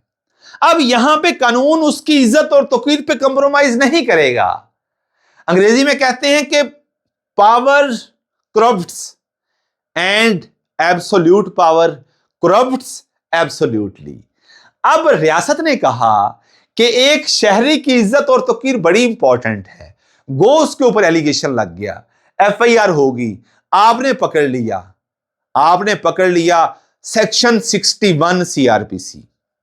इससे पहले 46 सीआरपीसी अरेस्ट हाउ मेड, गिरफ्तारी कैसे की जाएगी। फरमाया कि आप किसी को हथकड़ी भी नहीं लगा सकते, हां अगर वो सरेंडर कर दे तो, क्योंकि वो एक जिम्मेदार शहरी है। अगर सरेंडर कर दे आप हथकड़ी नहीं लगा सकते, लेकिन अगर वो मज़ाहमत करे तो आप इतनी ही फोर्स लगाएंगे जितनी जरूरी है। 46 को पढ़ लें, आपको यही चीज अरेस्ट हाउ मेड। ठीक है, अब ये कह दिया, आपने पकड़ लिया उसे। अब अगर उसकी डिग्निटी को आप वायोलेट करेंगे तो याद रखिएगा आपके ऊपर भी एहतसाब की कड़ियां टाइट हो सकती हैं। अब 761 में कह दिया कि आप ठीक है रियासत का इदारा है, लेकिन आपको एब्सोल्यूट पावर्स नहीं दे दी, क्योंकि एब्सोल्यूट पावर्स करप्ट एब्सोल्यूटली। तो आपके ऊपर प्रोसिक्यूशन तो बनाई, ये जुडिशरी बना दी। अब ये दोनों ने रोल प्ले करना है किसका, केस फाइल को कंस्ट्रक्ट करना है। हर चीज एविडेंस को सफा मिसल पे लाके तफ्तीश को मुकम्मल करके किसी भी शक्ल में 173 की रिपोर्ट बना के हम सब ने चेक करके यहां पे भिजवाई। इनके मशवरे से इन्वेस्टिगेशन कंप्लीट हुई, यहां से यहां पे आई। लेकिन इस पे 14 दिन लग सकते हैं या 17 दिन लग सकते हैं। 14 या 17 दिनों के अंदर अंदर जो भी डेवलपमेंट होगी, लेकिन मीनवाइल 61 कहता है कि 24 घंटों के अंदर अंदर जिस शख्स को आपने पकड़ा है आप यहां पे पेश करेंगे, मुतलका अदालत के सामने पेश करेंगे, ताकि हम ये देख सकें, मेरा इदारा ये देख सके कि आपने इसके साथ कोई ज्यादती तो नहीं की। अब हमारे ऐसे ही 2-3 थानों के ऊपर एक इलाका मजिस्ट्रेट बैठा हुआ है। अब ये जो जुडिशरी काम कर रही है, ये सीआरपीसी के अंदर बेटा काम कर रही है। सीआरपीसी के अंदर हमारे पास 2 क्लासेस हैं कोर्ट्स की। 2 क्लासेस कौन सी हैं? हमारे पास मैजिस्ट्रियल कोर्ट्स और दूसरी हमारे पास कोर्ट ऑफ सेशन। ये लॉ का वर्ड यूज करिएगा, डिस्ट्रिक्ट कोर्ट्स ना कहिएगा, कोर्ट ऑफ सेशन और मैजिस्ट्रियल कोर्ट्स। अब इसको रेगुलेट करता है सीआरपीसी। अब इसके ऊपर जो ऑनरेबल हाई कोर्ट है और ऑनरेबल सुप्रीम कोर्ट है, इन दोनों को बेटा कॉन्स्टिट्यूशनल कोर्ट्स कहा गया है। ये कॉन्स्टिट्यूशन के ताबे काम करती हैं, ये याद रखिएगा। इसको हम डिस्ट्रिक्ट जुडिशरी कहते हैं। ये डिस्ट्रिक्ट जुडिशरी अपने जो पुलिस के डिपार्टमेंट्स हैं इनके हवाले से ही ये काम कर रही है। ये देखेगी, हेलो, ये बेटा देखेगी, ये देखेगी कि थाना जो है, एक थाना 2 थाने के ऊपर एक मैजिस्ट्रेट को बता दिया, फिर मैजिस्ट्रेट ज्यादती तो नहीं कर रहे, उन 2, 3, 4 मैजिस्ट्रेट्स के ऊपर एक एडिशनल सेशन जज बैठा दिया तहसील लेवल पे। देखें, हर एक के ऊपर, कहते हैं ना, हर शेर के ऊपर सवा शेर बैठा हुआ है। हर एक को पावर्स एब्सोल्यूट नहीं दे दी गई। हर एजेंसी, रियासत की एजेंसी के ऊपर रियासत की एक सुपीरियर एजेंसी बैठा दी गई, डोमेन हर एक की वाजे कर दी। अब यहां पे पुलिस अगर है, 3 थाने हैं एक तहसील के अंदर, तो उसके ऊपर एक तहसील कोर्ट्स बना दी गई, जिसकी जो सुपरविजन है एक एएसजे को दे दी गई कि जो मैजिस्ट्रेट्स हैं उसके नीचे 2-3, अगर 6 थाने हैं, हर 2 थानों के ऊपर एक मैजिस्ट्रेट। थाना ज्यादती तो नहीं कर रहा, कौन देखेगा? एक मैजिस्ट्रेट देखेगा। एक मैजिस्ट्रेट ज्यादती तो नहीं कर रहा, एक एएसजे को उसके ऊपर बैठा दिया, एडिशनल सेशन जज को। अब एडिशनल सेशन जज जो ज्यादती नहीं कर रहा, इसके ऊपर डिस्ट्रिक्ट एंड सेशन जज को बैठा दिया, डिस्ट्रिक्ट एंड सेशन जज को बैठा दिया। अब डिस्ट्रिक्ट एंड सेशन जज ज्यादती तो नहीं कर रहा, हम कॉन्स्टिट्यूशनल कोर्ट की तरफ आ जाएंगे, हम ऑनरेबल हाई कोर्ट का दरवाजा नॉक करेंगे। जब आपके पास अल्टरनेट रेमेडी ना हो तो फिर आप रिट ज्यूरिसडिक्शन में आते हैं। आपने सारी रेमेडीज अवेल कर ली डिस्ट्रिक्ट लेवल पे, अब हम रिट में आ गए। रिट की 5 किस्में हैं, हम इस पे डिटेल वीडियो ही बना देंगे, ये आपका कॉन्सेप्ट बहुत क्लियर होना चाहिए। 199 और 491, 184(3) constitution of Islamic republic of Pakistan 1973, 199 article constitution of Islamic republic of Pakistan 1973, ये दोनों article. Writ jurisdiction, certiorari, prohibition, quo warranto, habeas corpus, जो भी रिट्स हैं, याद रखिएगा, हम डिटेल में डिस्कस कर लेंगे। फिर हम यहां पे आ जाएंगे कि हमारे सामने डिस्ट्रिक्ट एंड सेशन जज साहब जो हैं ये ज्यादती कर रहे हैं, तो उसके ऊपर हाई कोर्ट के, ऑनरेबल हाई कोर्ट के जस्टिस साहबान हैं। अगर यहां पे भी आपकी जो रिड्रेसल नहीं हुई तो हमारे पास डीबी है, डिविजनल बेंच है। एक अगर कोर्ट ने आपके साथ ज्यादती की है, सुनवाई नहीं हुई, तो आप डिविजनल बेंच में जा सकते हैं। यहां पे भी ज्यादती हुई है तो honourable supreme court of Pakistan में आप जा सकते हैं। सो ये एक चेन है जो आपको बताती है कि कहीं भी एब्सोल्यूट पावर्स नहीं हैं, क्योंकि एब्सोल्यूट पावर्स करप्ट्स एब्सोल्यूटली। सो इन दोनों ने एक केस को बनाया। अब यहां पे यह तस्वर दिया कि 61 सीआरपीसी कहता है 24 घंटों के अंदर आप उसकी बॉडी को पेश करेंगे, तो ये देखेगा कि ज्यादती तो नहीं की।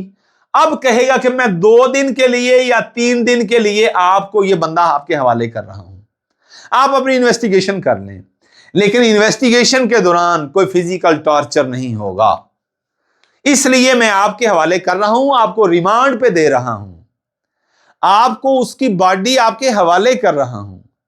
इसको फिजिकल रिमांड 167 सीआरपीसी कहा गया, आपके हवाले कर दिया। अब आपकी कस्टडी में है ये, आप इस चीज के पाबंद हैं कि आप इतने दिनों बाद मेरे पास लेके आएंगे। अब पुलिस ने तफ्तीश की, पुलिस ने जो रिकवरी करनी थी कर ली, 3 दिन बाद पेश किया। अब इन्होंने कहा कि अब आपने मजीद इससे कोई रिकवरी नहीं करनी, आपने इसकी हद तक जो है वो इन्वेस्टिगेशन कंप्लीट कर ली है, लेकिन इसका भी बाहर जाना वो मुनासिब नहीं। तो आपका ये जो रियासत का इदारा है इस ऑफेंडर को इस जगह पे भेज देगा जिसको प्रिजन का नाम दे दिया गया, ताकि अभी आजादी आपकी कर्टेल की हुई है रियासत ने, यहां पे अब आप आ गए, यहां पे भी आपकी राइट्स हैं। ज्यादती हो गई है, वो रियासत का फेलियर था, ऐसा माहौल नहीं दे सकी, लेकिन हर स्टेप पे आपकी इज्जत और तौकीर को सलामत रखा जाएगा कानून की जुबान में। अब ये जो डिपार्टमेंट, इसको प्रिजन डिपार्टमेंट कहा गया, यहां पे आप आ गए। कोर्ट समझ रही है, या आपका वकील या आप समझ रहे हैं यहां पे मेरा क्लाइंट है, अब उसका यहां पे ठहरना किसी भी कानून के लिए फायदामंद नहीं है, तो आप यहां पे एक दरखास्त देंगे जिसको हमने बेल पिटीशन कहा गया, पोस्ट अरेस्ट बेल। आप कहेंगे कि मेरा जो मुल्जिम है, मेरा जो क्लाइंट है, वो यहां पे इन्वेस्टिगेशन कंप्लीट होने के बाद बेजा मुकैयद है, आप इसको छोड़ दें, तो कोर्ट उसकी श्योरिटी लेगी कि as and when he is needed he shall be produced before this forum. इस गारंटी के ऊपर उसको रिहा कर दिया जाता है मशरूत। ये आ गया बाहर, अब उसका ट्रायल चल रहा है, वो पेश हो रहा है, और वो पेश हो रहा है। अल्टीमेटली उसके ट्रायल कल्मिनेशन होती है कि जो उसके ऊपर चार्ज लगा था, ये प्रोसिक्यूशन इसको एस्टेब्लिश नहीं कर सकी, वो बरी हो जाता है। एक स्टोरी ये है। अब फर्स्ट ऑफेंडर है, कोर्ट ने कहा कि जो भी है इसको इतनी सजा हो गई, इसको 1 साल की सजा हो गई, साथ इसको प्रोबेशन की सजा दे दी। अब प्रोबेशन और पैरोल का चक्कर समझिएगा, बड़ी इंपॉर्टेंट ये चीज है। Probation, payroll. प्रोबेशन कहते हैं आजमाइशी रिहाई। पैरोल ऑफिसर होते हैं, यहां पे सुपरविजन है, यहां पे प्रोबेशन पे भेजा जाए, प्रोबेशन 1 साल की प्रोबेशन। यहां पे पैरोल है, पैरोल। यहां पे मुलजम बंद है, अब कोई इमरजेंसी हो गई है, इसके किसी अजीज, करीबी अजीज की डेथ हो गई है। अब इसको इसका क्लाइंट या खुद एप्लीकेशन देगा कि मुझे 4 घंटों के लिए भेज दिया जाए पैरोल पे। पैरोल, PAROLE, पैरोल पे भेज दिया जाए। तो अदालत क्या करेगी? अदालत सबसे पहले क्या करेगी? DC ऑफिस को रिपोर्ट करेगी, या जो जेल सुप्रिटेंडेंट है इसको दरखास्त दी जाती है, क्योंकि इसने कहा कि मेरे वालिद या वालदा की डेथ हो गई है, मैंने उसके जनाजे में शरीक होना है। तो जेल सुप्रिटेंडेंट साहब उसकी एप्लीकेशन DC के पास भेजेंगे, क्योंकि ये जो प्रिजन डिपार्टमेंट है इसको होम डिपार्टमेंट देख रहा होता है। अब होम डिपार्टमेंट का नुमाइंदा कौन डिस्ट्रिक्ट में बैठा है? वो DC है। सो ये ऊपर से सेक्रेटरी होम ने अपनी पावर्स डेलीगेट की होती हैं DC को। सो ये सुप्रिटेंडेंट जेल जो है उसकी एप्लीकेशन DC को भेजता है, DC उसके ऊपर कवरिंग लेटर लगा के DPO को भेजता है, DPO उसको कवरिंग लेटर को सिक्योरिटी ब्रांच में भेजता है, सिक्योरिटी ब्रांच मुतलका SHO को भेजती है वो लेटर कि फलां शख्स पैरोल पे 4 घंटों के लिए, 5 घंटों के लिए आना चाहता है, वो इस जुर्म में फलां अदालत के हुक्म से फलां जेल के अंदर बंद है, आप ग्राउंड चेकिंग करके बताएं क्या इनकी कोई पुरानी दुश्मनी तो नहीं है। बेशक वो 302 के अंदर वो मुकैयद है, वो अरेस्टेड है, वो जेल में बंद है, आप चेक कर लें कि क्या अभी भी दुश्मनी बाकी है। फिर लोकल पुलिस स्टेशन, जो स्टेशन हाउस ऑफिसर SHO है, वो अपने किसी ऑफिसर को भेजता है, जाके मुकामी चेक करके आए कि इनके हालात ठीक हैं। अगर हालात ठीक हैं तो फिर वो SHO अपनी रिपोर्ट बना के DPO ऑफिस भेजता है, DPO ऑफिस DC ऑफिस को रिपोर्ट भेजता है कि इसका इतने घंटों के लिए पैरोल पे भेजना किसी भी लॉ एंड ऑर्डर का मसला या कोई और मजीद मसले का सबब नहीं हो सकता, इसको पैरोल पे भेज देना मुनासिब है। तो फिर DC साहब उसको पैरोल पे भेज देते हैं और ये इतने घंटों बाद एक निगरानी में जाता है और वापस आ जाता है जो भी एक्यूज होता है। ये कॉन्सेप्ट है पैरोल का। पैरोल ऑफिसर होते हैं, वो भी सुपरवाइज कर रहे होते हैं। अब बेटा, अगर मुकामी पुलिस चेक करके ग्राउंड रियलिटी बताए कि इनकी आपस में बाहमी दुश्मनी है, पुरानी दुश्मनी है, खानदानी दुश्मनी है, अभी किसी भी मसले का सबब बन जाएगा, तो फिर उसकी जो डेड बॉडी है उसके अजीज की, वो जेल में भी पहुंचा दी जाती है कि उसका आखिरी दीदार कर ले। सो ये कॉन्सेप्ट है किसका? ये पैरोल का। अब प्रोबेशन बड़ी इंपॉर्टेंट कॉन्सेप्ट है। अब माइनर ऑफेंस कमिट किया ऑफेंडर ने, जेल में बंद है या जेल में नहीं गया, अभी कोर्ट के सामने प्रोड्यूस हुआ, तो कोर्ट ने उसको फौरन प्रोबेशन पे भेज दिया। प्रोबेशन एक सजा है, प्रोबेशन इज अ पनिशमेंट, याद रखिएगा। लेकिन जब यहां पे एक डिपार्टमेंट है प्रोबेशन एंड पैरोल डिपार्टमेंट, वो भी होम डिपार्टमेंट के अंदर ही काम करता है, वहां पे प्रोबेशन एंड पैरोल ऑफिसर्स होते हैं।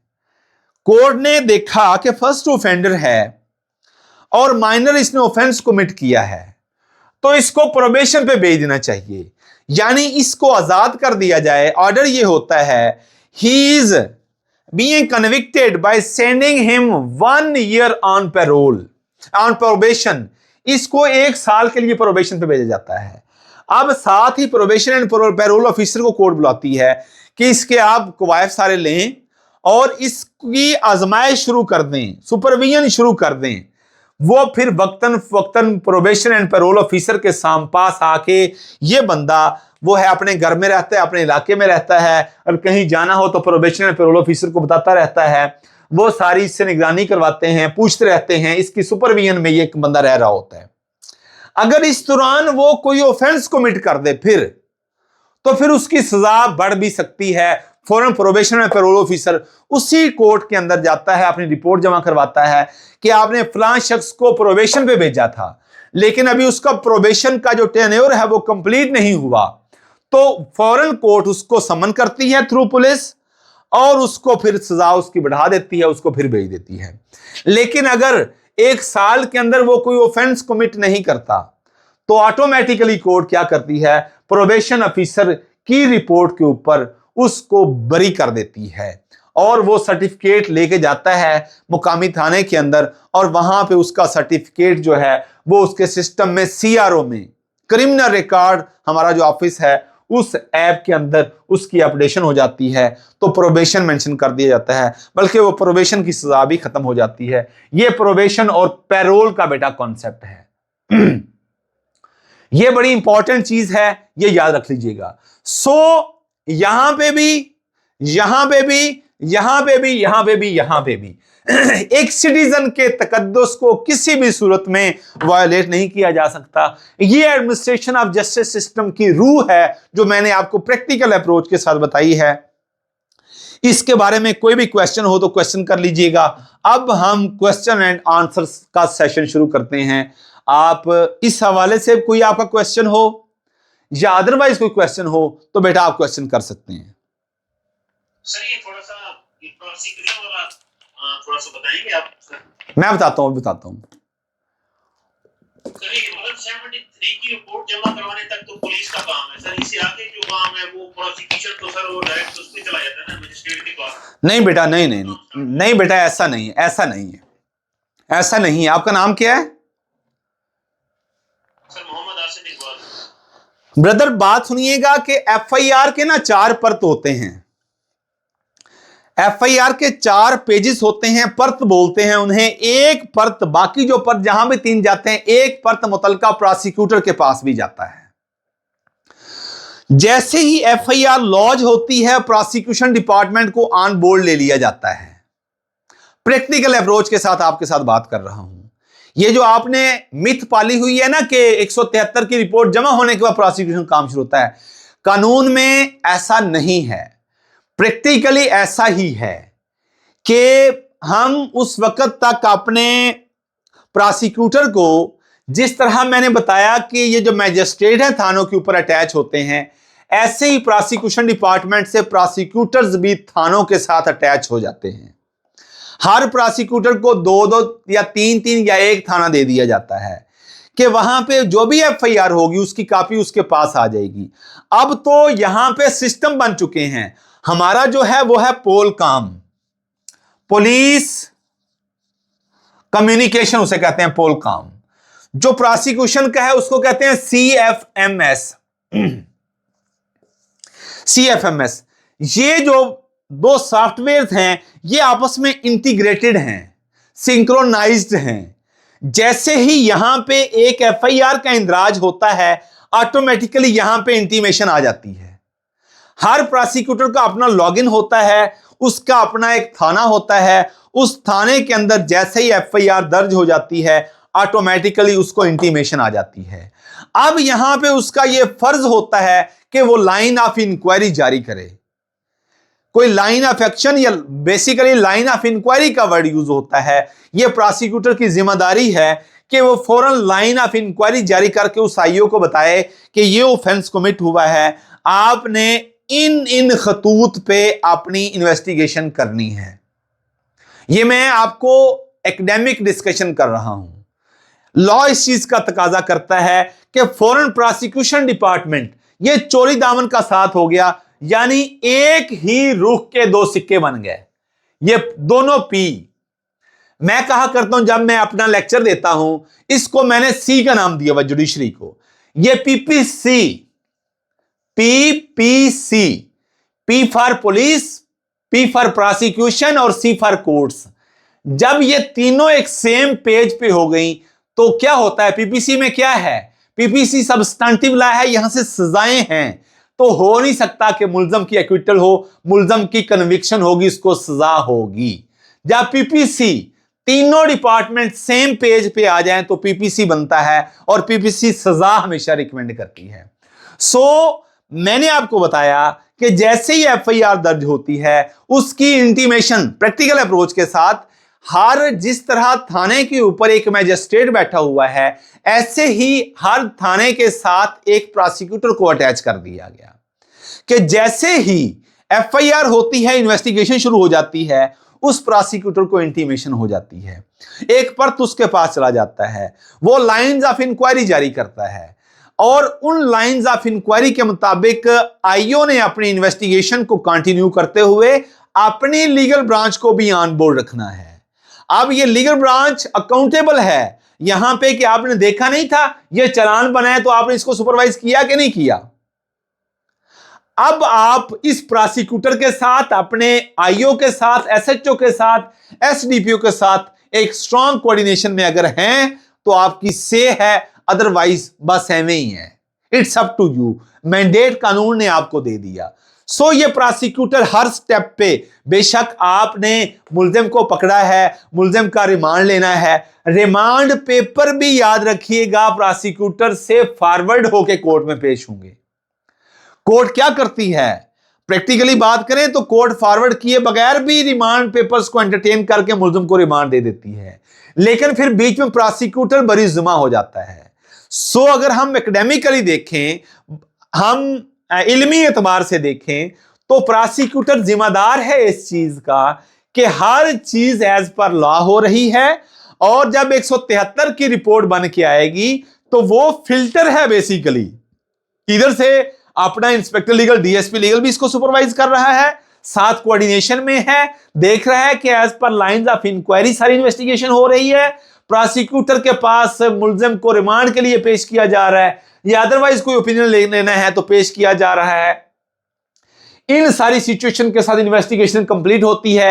एक एसएचओ की तरफ से जब वो बनता है, आपके सामने चालान बनता है, 173 की रिपोर्ट बनती है, तो वो प्रोसिक्यूटर उसको फॉरवर्ड करता है तो फिर अदालत में आती है।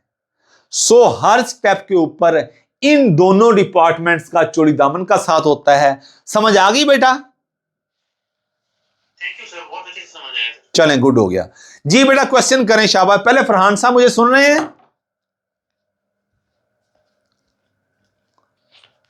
जी सर, मैं सुन रहा हूँ। हाँ फरहान साहब, आपको चीजें समझ आई हैं? जी जी सर, आई हैं। कोई क्वेश्चन? सर ठीक है, चीजें क्लियर हैं, पर थोड़ा मैं काफी कॉम्प्लेक्स इसको फाइंड कर रहा हूँ, क्योंकि अगेन आई वुड से कि अभी हम इस चीज प्रैक्टिकल फील्ड में आए नहीं हैं। सर मैं यही चीज सोच रहा हूँ कि अगर यही चीज हम सारी कवर करने बैठ जाते हैं तो फिर हम अपने लॉ को कैसे कवर करेंगे, और बाकी जो बेटा कोई मसला नहीं है, पैनिक नहीं होना, मैं हूं ना, पैनिक नहीं होना। आज मैंने आपको ये लेक्चर दे दी है, अगर आप पैनिक हो गए, आप आज रात इसको बार बार सुन लें, कल सुन लीजिए, कल आपके पास आ जाएगा, एक दिन लगा के सुन लें, सौदा महंगा नहीं है, वंस एंड फॉर एवर इसको सुन लें। क्यों? अगर मैंने 1 घंटा 1.5 लगाया है, ये पसीना नजर आ रहा है मेरा आपको? नहीं, मेरी हिम्मत को सलाम नहीं है बेटा। अगर अल्लाह ने आपको मेरे पास भेजा है ना, तो मेरा ये इखलाकी भी फर्ज है और ये दूसरा भी मेरा फर्ज है। ये सर आपको क्या लगता है अभी कितना टाइम होगा हमारे इंटरव्यू में? अभी बेटा मैं कहता हूं कि कल इंटरव्यू आ जाए आपका। अगर आप पैनिक हो गए, मैंने आपको रोड मैप इसलिए शेयर किया है, चीजों को टिक करते जाएं। जो आपको पता नहीं है कि मैं 24 घंटों में से 25 घंटे आपके बारे में सोचता हूं, आप लोगों के बारे में सोचता हूं। मैं इतना मुतमिन हूं कि अगर आप मेरी की हुई चीजों को डेली बेसिस पे करते गए ना, जो मैं आप देखो ना, आज मैंने आपके साथ क्या चीजें शेयर की हैं आपको पता है? जी सर, आपने चालान की वो जो वीडियो बना के भेजी है, चालान की वीडियो भेजी है मैंने, चालान के वो नोट्स आपको शेयर किए हैं, फिर मैंने जो आपको वो ये जनरल आउटलाइंस बनाई थी, आज मैंने सारी वो मैंने नेक्सस बताया है नेशनल स्टेबिलिटी के साथ और एजुकेशन के साथ, पॉलिटिकल स्टेबिलिटी का, इकोनॉमिक प्रॉस्पेरिटी के साथ क्या रिलेशन है। मैं इन चीजों को कर रहा हूं, जो मैं आपको चीजें, अब ना आप मैच्योर हैं माशाल्लाह, आपको उलझन पता क्या है? आप लोगों में से बड़े चंद लोग हैं जिन्होंने एक्टिव प्रैक्टिस की है। आप कहते हैं कि हमें प्रैक्टिकल, मैं भी आपकी स्टेज पे जब था तो मुझे भी इन चीजों का आइडिया नहीं था, लेकिन आज भी मेरे पास एक फीमेल स्टूडेंट बैठी हुई थी। मैंने उसे कहा कि बेटा आपके साथ ना एक डीएसपी लीगल बैठा हुआ है जो आपको प्रैक्टिकल अप्रोच के साथ चीजें बता रहा है, ये आपकी गुड लक है, फितरत और कुदरत आपके ऊपर मेहरबान है। हमारे पास कोई इंस्पेक्टर लीगल, डीएसपी लीगल नहीं था जब 2014 में हम आपके साथ आए थे, लेकिन आपको जो हम चीजें बता रहे हैं आप उन्हीं चीजों को अपने माइंड में रखें। आप क्यों पैनिक हो रहे हैं? सर 15 दिनों बाद, 20 दिनों बाद इंटरव्यू की कॉल आ गई तो सर ये चीजें हम कैसे करेंगे? बेटा आपको जो मैंने एक लेक्चर दिया है, मैंने सीआरपीसी जो मैंने 173 तक पढ़ाया, डिस्कस किया है, या पीपीसी 104 तक किया है, वो आपने रिवाइज कर ली है चीजें? जी सर। अगर आपने मेरे पढ़ाए हुए के मुताबिक जिस तरह मैंने जस्ट आपको कंसेप्चुअल क्लैरिटी दी है उतना ही आपने करना है। अगर डिटेल में गया बेटा, डिटेल वाला नॉलेज आपका चेक हो चुका है। ये आज जो सारा मैंने पढ़ाया है ये आपकी कंसेप्चुअल क्लैरिटी है, ये आपको ना एक कॉन्फिडेंस देगा। बेसिक्स हैं, ये क्रिमिनल जस्टिस सिस्टम हमें ऐसा किसने नहीं पढ़ाया था, ये आपके सामने वो सारा मौजूद है। आपके सामने रियासत का सारा ढांचा मैंने आज रखा, ये आपके सामने मौजूद है, कोई मसला नहीं है। पीपीसी आपने पढ़ी हुई है, सीआरपीसी पढ़ी हुई है, क्यूएसओ पढ़ा हुआ है, कॉन्स्टिट्यूशन मेरा रहता है, मैं आपको फंडामेंटल राइट्स पढ़ाने हैं, थोड़ा सा मैं प्रिंसिपल ऑफ पॉलिसी बताऊंगा, फिर मैंने आपको जो है अल्लाह भला करे आपका फेडरल शरीयत कोर्ट और काउंसिल ऑफ इस्लामिक आइडियोलॉजी में मुझसे सवाल किया गया था, आपसे भी किया जाना है, इनका डिफरेंस क्या है ये बताऊंगा। ये जनरल चीजें हैं, आप हो जाएंगे इंशाल्लाह। अगर आप ना हुए तो कोई नहीं होगा फरहान साहब, मैं आपको ये बात बता दूं। पैनिक नहीं होना। चलो मैं अब आपका इंटरव्यू शुरू करूं जो आपने मुझे भेजा था बिला ताखीर। जी सर, मैंने आपको भेजा सर। आप बेटा सब सुनिएगा, सबका फायदा होगा।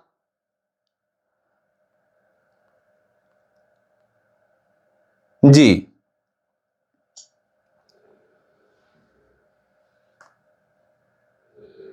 सर मेरा एक क्वेश्चन है। जी बेटा बोलें, शाबाश बोलें। सर मेरा क्वेश्चन ये है कि जो आपने हमें पैरोल का कॉन्सेप्ट हमें एक्सप्लेन किया है, जी जी, तो सर पैरोल का एक ये भी कॉन्सेप्ट है कि अगर आप अपनी 1/3 पनिशमेंट जो है वो अच्छे तरीके से पूरी कर लेते हैं और आप कोई ऐसा एक्शन नहीं करते, आपके मैनर सारी चीज ठीक है, तो फिर आपको रिलीव कर दिया जाता है। और अगर ऐसा है तो फिर एक जो प्रोबेशन में होता है कि आपको रिलीव कर दिया गया और अगर आप कोई एक्शन करते हैं तो आपका ट्रायल नहीं चलता, आपको डायरेक्ट अरेस्ट कर दिया जाता है। तो अगर आपको पैरोल पे 1/3 पनिशमेंट के बाद रिलीव किया जाता है तो जो आपकी बाकी पनिशमेंट है क्या वो खत्म कर दी जाएगी, या फिर प्रोबेशन की तरह अगर आप कोई एक्शन करते हैं तो आपको बगैर ट्रायल के अरेस्ट कर दिया जाएगा? बेटा प्रोबेशन का मकसद उसके मायने हैं आजमाइशी रिहाई, ये याद रखिएगा। ये कम्यूटेशन और ये जो आपकी क्या कहते हैं उसे, ये जो आपकी सजा कम होती रहती है ना वक्तन फवक्तन, आपने इतनी सजा पूरी कर ली है और इतनी रह गई है, 1/3 रह गई है, उस चक्रों में ना पड़ें। उस चक्रों में पढ़ेंगे तो आपको प्रोबेशन और पैरोल समझ नहीं आएगा। मैंने आपको प्रैक्टिकल अप्रोच के साथ बताया है जो आप इंटरव्यू में बता सकती हैं। मैंने बताया है कि प्रोबेशन का मकसद होता है आजमाइशी पीरियड। इस पीरियड के दौरान कोर्ट रिगार्डलेस, देखे ना मैंने कहा कि वो आपकी एक स्टोरी है कि जी आपको मेजर ऑफेंस आपने कमिट किया, आपको 5 साल 2 साल 4 साल 6 साल की सजा हुई। अब आपने दौराने हिरासत कोई आपने मिसबिहेवियर नहीं किया, गुड कंडक्ट था, आपके जेलर की तरफ से रिमार्क्स पूरे हैं। हर महीने हर हफ्ते 15 दिन बाद डिस्ट्रिक्ट एंड सेशन जज साहब प्रोसिक्यूटर के साथ, डीएसपी लीगल के साथ वहां पे जाते हैं, जेल के अंदर इंस्पेक्शन करते हैं और जेलर्स ये कहते हैं कि सर ये फलां ऑफेंडर्स हैं, इन्होंने अपनी हिरासत के दौरान या अपनी जो इनकी क्या उसे कहते हैं जेल के अंदर जो उनकी कैद है उसके दौरान इनका रवैया बड़ा अच्छा रहा, तो उस टाइम सेशन जज साहब भी उसकी सजा को कम कर सकते हैं। सदर पाकिस्तान बहुत से मौके आते हैं, जैसे पता नहीं ये कौन सा आज मुझे दोस्त बता रहा था कि इतने साल हुए पाकिस्तान को बने, उस पे भी इतने ये ऑर्डर कर दिया गया होम डिपार्टमेंट की तरफ से सदर पाकिस्तान के लिए, सदर पाकिस्तान होम डिपार्टमेंट के लिए तमाम मुल्ज़मान जो हैं उनको इतना रिलीफ दे दिया जाए। सो ये चीज़ें आती रहती हैं, इस डिटेल में हम नहीं पढ़ते। हम कहते हैं कि माइनर ऑफेंस है, माइनर ऑफेंस में उसको प्रोबेशन की सजा हो गई, उसको आजमाइशी रिहाई पे भेज दिया गया। अब प्रोबेशन एंड पैरोल ऑफिसर उसकी सुपरविजन करेगा। इस दौरान अगर फिर वो ऑफेंस कमिट करता है तो वो उसकी रिपोर्ट के ऊपर, प्रोबेशन एंड पैरोल ऑफिसर की रिपोर्ट के ऊपर कोर्ट उसी टाइम उसे समन करेगी और उसकी सजा को बढ़ा भी सकती है। अब जैसे आपने कहा 1/3 उसने अपनी कैद पूरी कर ली है, अब कोर्ट उसको प्रोबेशन पे भेज सकती है। जब प्रोबेशन पे भेजा गया तो उसका मतलब है कि अब under the supervision of probation and parole officer वो अपनी जिंदगी गुजार रहा है for a certain period of time. तो अगर उस दौरान दोबारा वो काम करेगा, गलत करेगा, ऑफेंस कमिट करेगा, वापस आ जाएगा। पॉइंट समझ आ गया बेटा? जी सर, लेकिन मैं ये कह रही थी कि पैरोल पे रिहाई हो जाती है 1/3 के बाद, according to my understanding. Yes, हो जाती है बेटा पैरोल। नहीं बेटा, मेरी बात सुने। पैरोल पे रिहाई जो एक्यूज्ड है, जो ऑफेंडर है, as a matter of right claim नहीं कर सकता अगर ग्राउंड रियलिटी इजाजत ही ना दे। मैंने आपको प्रैक्टिकल अप्रोच के साथ बताया कि सुप्रिंटेंडेंट जेल डीसी को लिखता है, डीसी डीपीओ को लिखता है, डीपीओ एसएचओ को लिखता है कि ग्राउंड चेकिंग करके बताएं। अगर एसएचओ ये रिपोर्ट कर देता है कि इसको पैरोल पे भेजना रिगार्डलेस ऑफ द फैक्ट कि 1/3 अपनी पूरी कर चुका, कि इसको भेजना मुनासिब नहीं है, तो बेटा उसको नहीं भेजा जाएगा। पॉइंट समझ आया? जी फरहान साहब, हम कंटिन्यू करें? वालेकुम जी, बेटा बोलें। सर, वो उस दिन इंट्रोडक्शन में आपने कुछ चीजें ऐड करने के लिए बोली थी, तो मैंने दोबारा से एक इंट्रोडक्शन लिखकर आपको आज भेजा है, तो प्लीज अगर वो आपने पढ़ लिया तो मुझे बताएं क्या वो होगी है, उसी पे रहूं या उसमें कुछ प्लस माइनस करना है। बेटा अगर इजाजत देगी तो मैं फरहान साहब का इंट्रोडक्शन पहले कंप्लीट कर लूं। जी जी सर, बिल्कुल बिल्कुल। थैंक यू बेटा। My name is Farhan Ahmed and I hail from the historic. बेटा ये ना हिस्टोरिक सिटी नहीं लिखना। Okay sir. हमने ना चीजों को सिंपल रखना है। देखे ना, कल हमारी एक 491 की ना रिट लगी, रिकवरी की ना, वो मुल्जिम तकरीबन कोई 23-24 मुकदमात में इन्वॉल्व है। डीओ साहब ने मुझे कहा कि एसएचओ और एसडीपीओ से राब्ता करें, जो जवाब वो बनाएं आप उसको खुद वेट करें और कोर्ट में भेजना है। मुझे एसएचओ ने जवाब भेजा, उसने डिटेल लिख दी जी कि ये इतने मुकदमात में नामजद एफआईआर है, इतने मुकदमात में वो ततीमा बयान पे नामजद हुआ है, और उसमें इतने मुकदमात में डिस्चार्ज कोर्ट ने कर दिया है, और इतने मुकदमात में वो अब जुडिशल चला गया है। तो मैंने देखा कि इससे तो इतने कोर्ट के माइंड में क्वेश्चंस आएंगे और हम उनको काउंटर कर ही नहीं पाएंगे कि वो कहेगी जी आपने इतने मुकदमात में एक ही दिन में कैसे उसको नामजद कर दिया, इस वजह से कोर्ट ने उसको डिस्चार्ज कर दिया। हम क्यों उसको एक फर्टाइल लैंड दें कि वो हमारे ऊपर क्वेश्चंस मार्शल करना शुरू कर दे। आप स्पेसिफिक रहे। मैंने उसकी तकरीबन 2 सफ़ों की रिपोर्ट को 3 लाइनों में कहा जी ये मुल्जिम है, इसका पता करवाया गया है, तो ये हकायक सामने आए हैं कि झैल 3 मुकदमात में वो इस तारीख को जुडिशल हो चुका है और अब वो जुडिशल कस्टडी में है, ताहम उसका दीगर सारा रिकॉर्ड लाफ है। उसमें हमने कुछ नहीं लिखा कि जी इसमें ये ततीमा बयान पे नामजद है, ये एफआईआर पे नामजद है, जस्ट वो साथ अटैच कर दिए। पॉइंट एस्टेब्लिश ये करना चाह रहा हूं, जब आप हिस्टोरिक सिटी कहेंगे ना तो वो महान बैठे हैं, वो आपसे हिस्टोरिक सिटी पे बातें करना शुरू कर देंगे, तो हो सकता है कि हम उसको जो हम चाहते हैं कि यहां पे वो क्वेश्चंस करें वो किसी और साइड पे ले जाए। सो इसको ना नॉर्मल रखें। I hail from district Multan, simple. I belong to a family with a strong academic and professional background. My father, Liaquat Ali Chauhan, is a seasoned advocate whose dedication to the legal profession has been a constant source of inspiration for me. Okay. अच्छा, अब बताएं कि वालिद साहब की क्या standing है?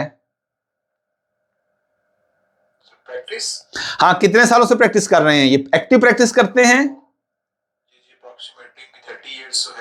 माशाल्लाह माशाल्लाह, ठीक है। हाँ बिल्कुल, आप इसको जबरदस्त तरीके से कोड करें, लेकिन यहां से फिर ये क्वेश्चन आएगा, वो जो सोर्स ऑफ इंस्पिरेशन और डेडिकेशन है तो अब आपने इस एडवोकेसी को अपना पेशा क्यों नहीं अपनाया? अब आप जॉब में क्यों जा रहे हैं? यहां भी एक क्वेश्चन आता है बेटा।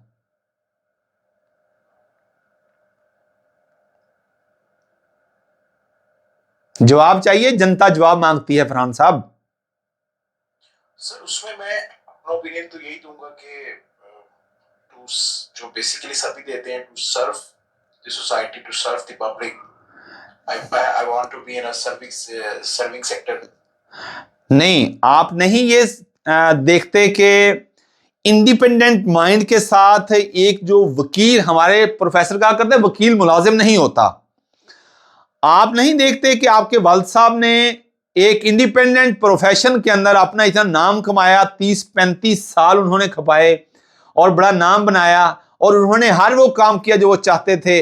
उन्होंने आपको इस काबिल बनाया कि अब आप इस प्रेस्टिजियस फोरम के सामने बैठे हैं, तो आप वो सारा कुछ नहीं कर सकते वकालत के अंदर जो आप सर्विस एक जॉब के अंदर आके करना चाहते हैं।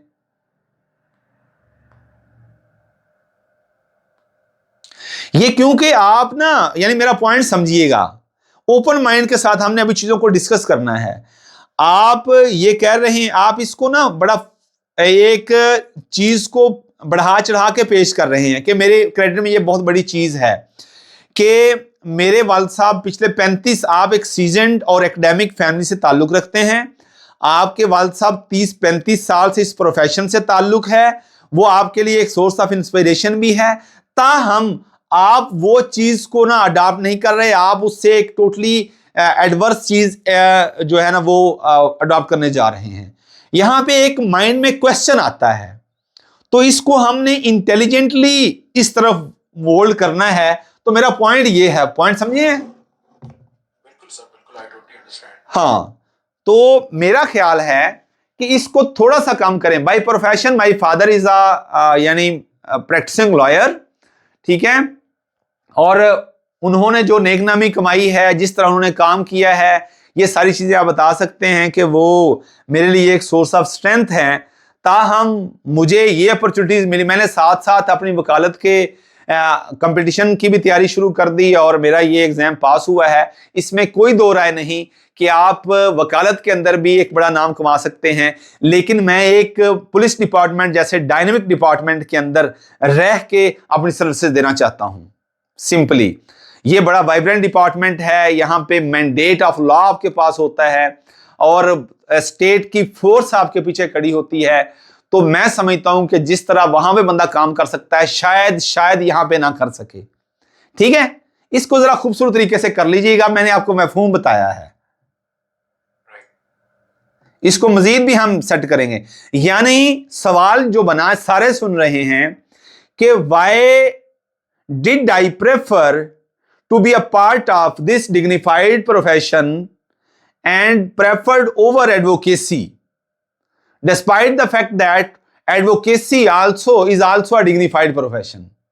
समझ आ गई? हाँ, अच्छा, आगे आप लिखते हैं कि we are 4 siblings and I am the youngest among them। My eldest brother is a PhD scholar currently pursuing his doctoral studies in Germany, while my second elder brother is actively engaged in legal practice as an advocate in Multan। My sister is also a PhD scholar pursuing her doctoral studies at Bahauddin University, Multan। Regarding my academic journey, I completed my matriculation from Educators School, Multan, where I secured commendable grades. In recognition of my academic performance, I was awarded a scholarship to pursue FSc Pre-Engineering at the Educators College, Multan। Subsequently, I broadened my academic horizons by undertaking a bachelor's degree in software engineering from Germany, which I successfully completed in 2015 with distinction। Okay।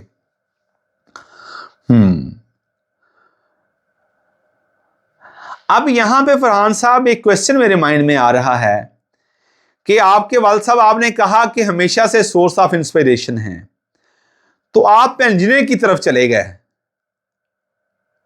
क्या ऐसा तो नहीं है कि आपके अंदर कुफ्ते फैसला नहीं है? ये हल्का सा एक माइंड के अंदर टिंट मौजूद है यहां पे। आप पहले आपने एफएससी प्री इंजीनियरिंग की, उसके बाद फिर आप जर्मनी चले गए और आपने बैचलर ऑनर्स किया वहां पे सॉफ्टवेयर इंजीनियरिंग में, और 2015 में आपने वो कंप्लीट किया। उसके बाद driven by profile inclination towards the legal domain, okay, I pursued my LLB from Allama Iqbal law college affiliated with Islamic university Bahawalpur. ये कहाँ है अल्लामा इकबाल लॉ कॉलेज? बहावलपुर में है जी sir, Govind campus. Okay, during the session 2016-2019 upon completion of my law degree I commenced legal practice under the mentorship of my father, which enabled me to gain invaluable practical exposure of the legal system. In parallel with my professional commitments, I remained committed in advancing higher academic qualification, Master of Laws program at the University of Lahore, which I completed in 2023. तो वो आपको मैंने आपसे पूछा था कि जो आपका थीसिस है उस पर थोड़ा सा काम किया, उसको रिवाइज किया जी सर। आप करें यार, आपकी कम्युनिकेशन अच्छी है, आपका बड़ा सॉलिड जो है ना इंट्रोडक्शन है, आप इंशाल्लाह छा जाएंगे। उसको थीसिस को पढ़ लें जरा, आपका एक्सपोजर अच्छा है, आप holding the rule of law. Why do you switch from software engineering field to law? My inclination towards the legal profession was always present due to my family background, particularly my father being an advocate. I realized that my core interest lies in analytical reasoning, argumentation, and dealing with the legal issues that directly impact society. ठीक है। और दूसरा ना, अब आप police department को भी इस लॉ से रिलेट करें। कैसे सर मतलब? बेटा आप ये देखें ना कि मैं अपने आप को लकी फील करता हूं कि मैं एक लॉ ग्रेजुएट हूं और मैं एक लॉ एनफोर्समेंट एजेंसी का मेंबर भी हूं, यानी लीगल फ्रेटर्निटी से भी मेरी बॉन्डिंग है और लॉ एनफोर्समेंट एजेंसी से भी मेरा एक स्ट्रांग रिलेशनशिप है। तो मैं अपने आप को लकी तस्वर करता हूं कि मेरी एजुकेशन की एप्लीकेशन एक ऐसे डिपार्टमेंट के अंदर हो रही है जहां पे काम ही लॉ एनफोर्समेंट का है। अब आपका एनालिसिस, आपकी लीगल एक्यूमन, आपकी लीगल एजुकेशन, आपका फैमिली लॉ बैकग्राउंड, ये सारी चीजें जब इकट्ठी हो के आपको एक ऐसे डिपार्टमेंट में मौका मिले, अपॉर्चुनिटी मिले जो इटसेल्फ एक डायनामिक हो, जो सर्विस ओरिएंटेड हो, तो आप पब्लिक के लिए बड़ा कुछ कर सकते हैं। ये थोड़ी सी एसोसिएशन समझ आई है? यानी यहां पे आपकी एप्लीकेशन है। मैं इससे पहले एजुकेशन में था, वहां पे मेरे लॉ की एप्लीकेशन नहीं थी, मैं मिसफिट फील करता था। लेकिन जब मैंने इंटरव्यू दिया, मैंने बड़ा बॉम्बार्डमेंट तरीके से दिया और मैंने बताया था मेरी पंजाब में 2nd 3rd पोजीशन थी। आप एसोसिएशन, जी बेटा सर एक क्वेश्चन है मेरा आपसे। आप फरहान बात कर रहे हैं? सर आसिफ बात कर रहा हूं। आसिफ 1 मिनट फरहान साहब को जरा कंटिन्यू करने दें। फरहान साहब समझ आई है? Yes sir. यानी देखें ना कि आपका इतना सॉलिड बैकग्राउंड है जो लॉ से ताल्लुक रखता है और उससे आपकी आबयारी होती रही, आपके ख्यालात, आपका विजडम डेवलप होता रहा। अब आपको मौका मिल रहा है एक लॉ एनफोर्समेंट एजेंसी के अंदर एक वाइब्रेंट पोजीशन में काम करने का। वो मैंने आपको बता दिया है, वो inspector legal, DSP legal, legal branch, police order 2002, article 3-4 वो आपने पढ़ लेना है। अब इस वाइब्रेंट रोल के साथ, इतने मजे के एक बैकग्राउंड के साथ जब आप उतरेंगे तो आप छा जाएंगे इंशाल्लाह। इसको जस्टिफाई कर दे, जरा बॉन्डिंग स्ट्रांग कर लेना। जी बेटा आसिफ आप बोलिएगा। वालेकुम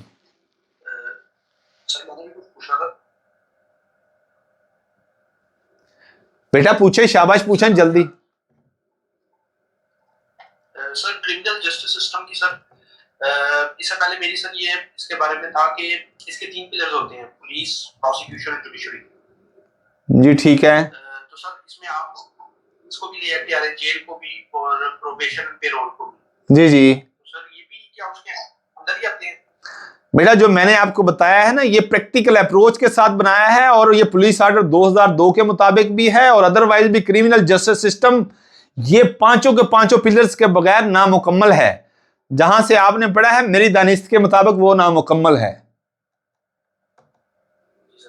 और सर इसके अलावा आपने बताया था प्रोबेशन में कि माइनर ऑफेंसेस के ऊपर प्रोबेशन होती है, तो सर माइनर ऑफेंसेस की जो मियाद है वो 1 साल है कि उसमें कोई भी माइनर ऑफेंस आ सकता है? नहीं बेटा, मैंने डिवाइड किया था, शायद आपने वो मेरा लेक्चर नहीं सुना।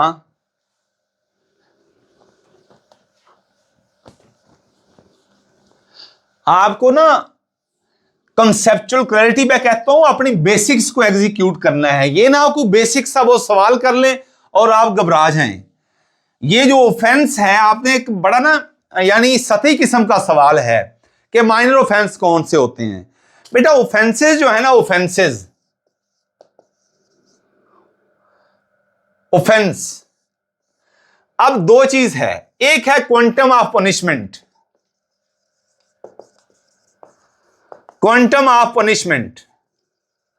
और दूसरा है बेटा अपनी ग्रेविटी के एतबार से, नेचर के एतबार से, और यहां पे पनिशमेंट के एतबार से। जरा समझिएगा, यहां पे हम बेलेबल भी कह सकते हैं, नॉन बेलेबल भी कह सकते हैं, इसकी रेलिवेंसी दोनों के साथ है। लेकिन यहां पे ग्रेविटी के एतबार से जब हम डिवाइड करते हैं तो हम कहते हैं ये कॉग्निजेबल है कि नॉन कॉग्निजेबल है। अब क्वांटम ऑफ पनिशमेंट के एतबार से हम देखते हैं हमारे पास 3 तरह के ऑफेंस आते हैं, माइनर, मेजर और heinous. Minor up to 3 years,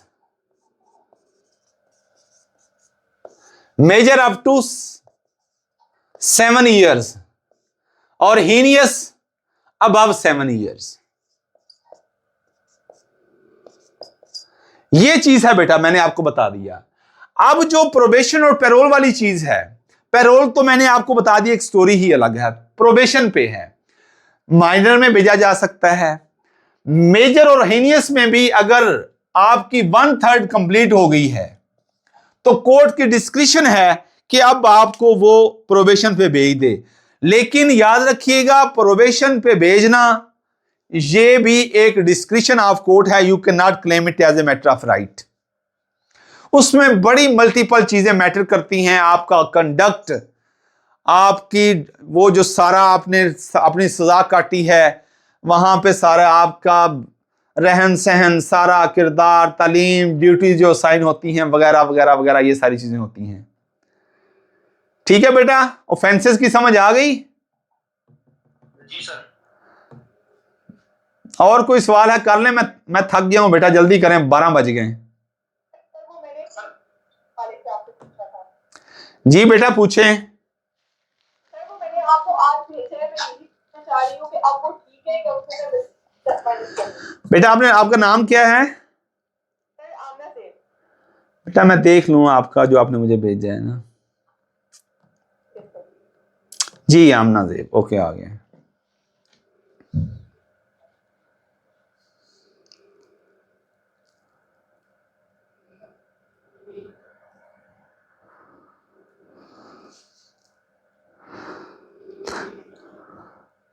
आपने लिखा ही इज अ बिजनेसमैन, ये नहीं लिखना, बाय प्रोफेशन लिख देना। My father name is Aurangzeb, by profession he is a businessman.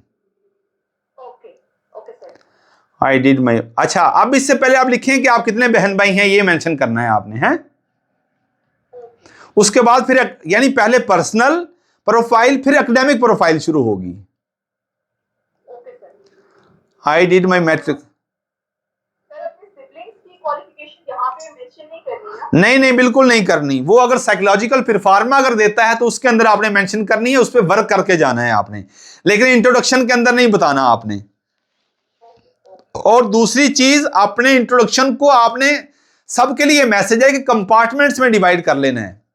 कि हो सकता आपने तो तैयार किया है कि my name is Amina Zeb and so, वो पूछता है कि introduce yourself after your graduation in laws, introduce yourself after your 2 years practice. तो उस टाइम थोड़ी सी हलचल पैदा होगी अगर आपने इसको प्री मैच्योरली तैयार ना किया हुआ तो आपने इसको ऐसे भी देख लेना है। ओके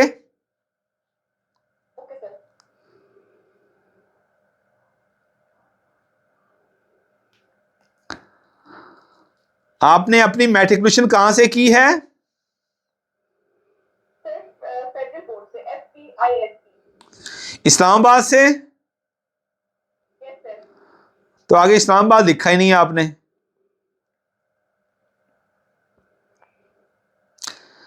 आप सिंपल ना फेडरल बोर्ड के बजाय आप लिख रहे हैं इस्लामाबाद, बस मेंशन कर दें, मेरा ख्याल है आसान रखें थोड़ा सा। सॉरी सर, मैं आवाज कटती थी, क्या बताया आपने? बेटा इस्लामाबाद से, इस्लामाबाद फेडरल क्या या कैपिटल सिटी इस्लामाबाद कर दें। आई did my matriculation from capital city Islamabad. Okay sir, okay.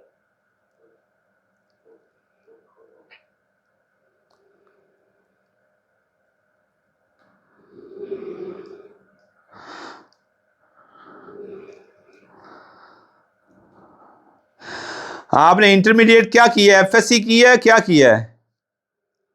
Sir basically ये ICS था, साइंसेस थे, और केमिस्ट्री की जगह मेरा स्टैटिस्टिक्स था। एफएससी हो गई, यस सर। वो मेंशन करें intermediate FSc. I did my FSc from there, ठीक है। सर ICS भी हो सकता है क्योंकि उसमें कंप्यूटर साइंस में। वो वाजे कर दीजिएगा, जरा वाजे कर दीजिएगा है। Okay sir.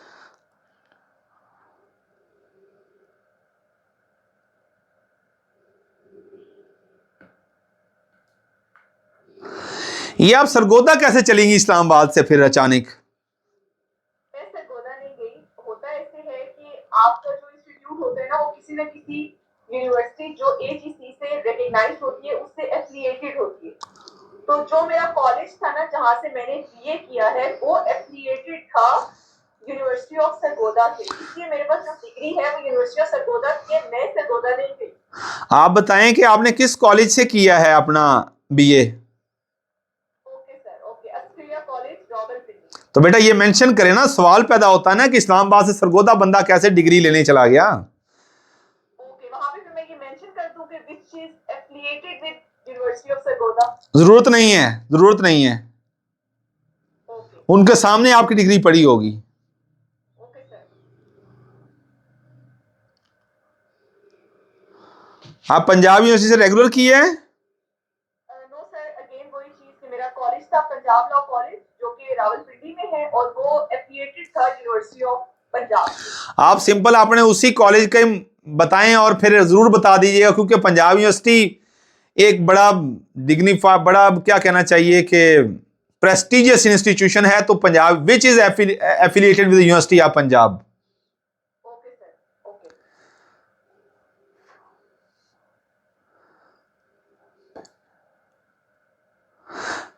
From a young age, I have been driven by a passion for justice, which led me to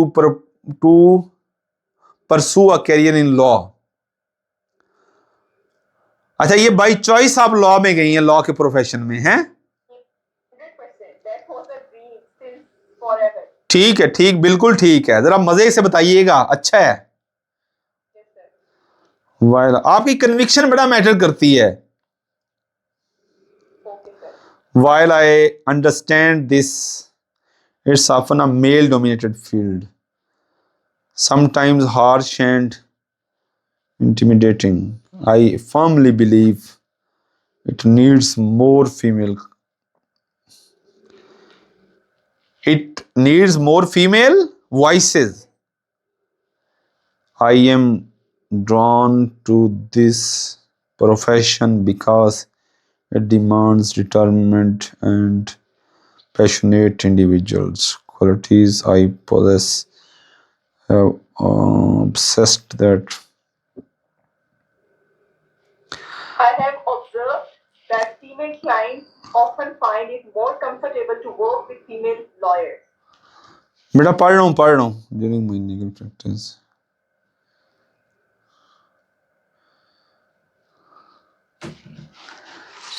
नहीं, आप ये ना आगे लिखें कि during my legal practice I developed keen interest in Punjab police. नहीं, ये कैसे हो गया? अब जिस तरह मैं पहले फरहान साहब को बता रहा था, ये पॉइंट आप यहां पे एसोसिएट अपना करें कि अब इस सारे बैकग्राउंड के साथ अगर मुझे अपॉर्चुनिटी मिल रही है एक लॉ एनफोर्समेंट एजेंसी के पास, जहां पे स्टेट की पावर है, जहां पे आप बेहतरीन तरीके से, मैं कहता हूं कि आप जालिम का हाथ रोकने में अपना कंट्रीब्यूशन दे सकते हैं। देखिए ना, जिंदगी में मेरे लिए जो इंपॉर्टेंट चीज रही है मैं आपके साथ वही शेयर कर रहा हूं कि नबी अलैहिस्सलाम ने भी फरमाया है कि आप अपने ईमान के दर्जे अगर कैलकुलेट करने हैं ना, तो सबसे ईमान का मजबूत दर्जा यह है कि आप बुराई को हाथ से रोकें। अगर हाथ से नहीं रोक सकते तो जुबान से रोकें। यह जो वकालत वाला सेकंड आपका दर्जा है, आप जुबान से सारा कुछ कर रहे हैं, लेकिन अगर आप इस सारे जुबान वाले बैकग्राउंड के साथ आप एक हाथ से रोकने वाले दर्जे की तरफ भी आपको अपॉर्चुनिटी मिलती है तो आपको जाना चाहिए। कमजोर तरीन दर्जा क्या है कि दिल में बुरा जाने, दिल में बुरा जानने से ऊपर वाला क्या है, जुबान से, और जुबान से ऊपर वाला क्या है, हाथ से रोकने वाला। समझ आई ना मेरी बात? हाँ जी, इस चीज को बेशक कोड कर दीजिएगा आर्गुमेंट में कि अब जब मेरे पास एक मैंडेट होगा, स्ट्रेंथ होगी, तो मैं प्रैक्टिकली ऐसे लोगों के साथ मिलके लॉ को एनफोर्स करने में, लोगों के ग्रीवेंसेस को एड्रेस करने में, एक लॉ के बैकग्राउंड के साथ इफेक्टिव और वाइब्रेंट वे में अपना रोल प्ले कर सकती हूं। ठीक है बेटा? हाँ, इसको ना, हाँ जी, ये जो आपने कहा है, ये छलांग लगाई है ना आपने, आई developed a keen interest in Punjab police, नहीं, इसको नेचुरल रखना है। ये मैंने आपको जो बता दिया है।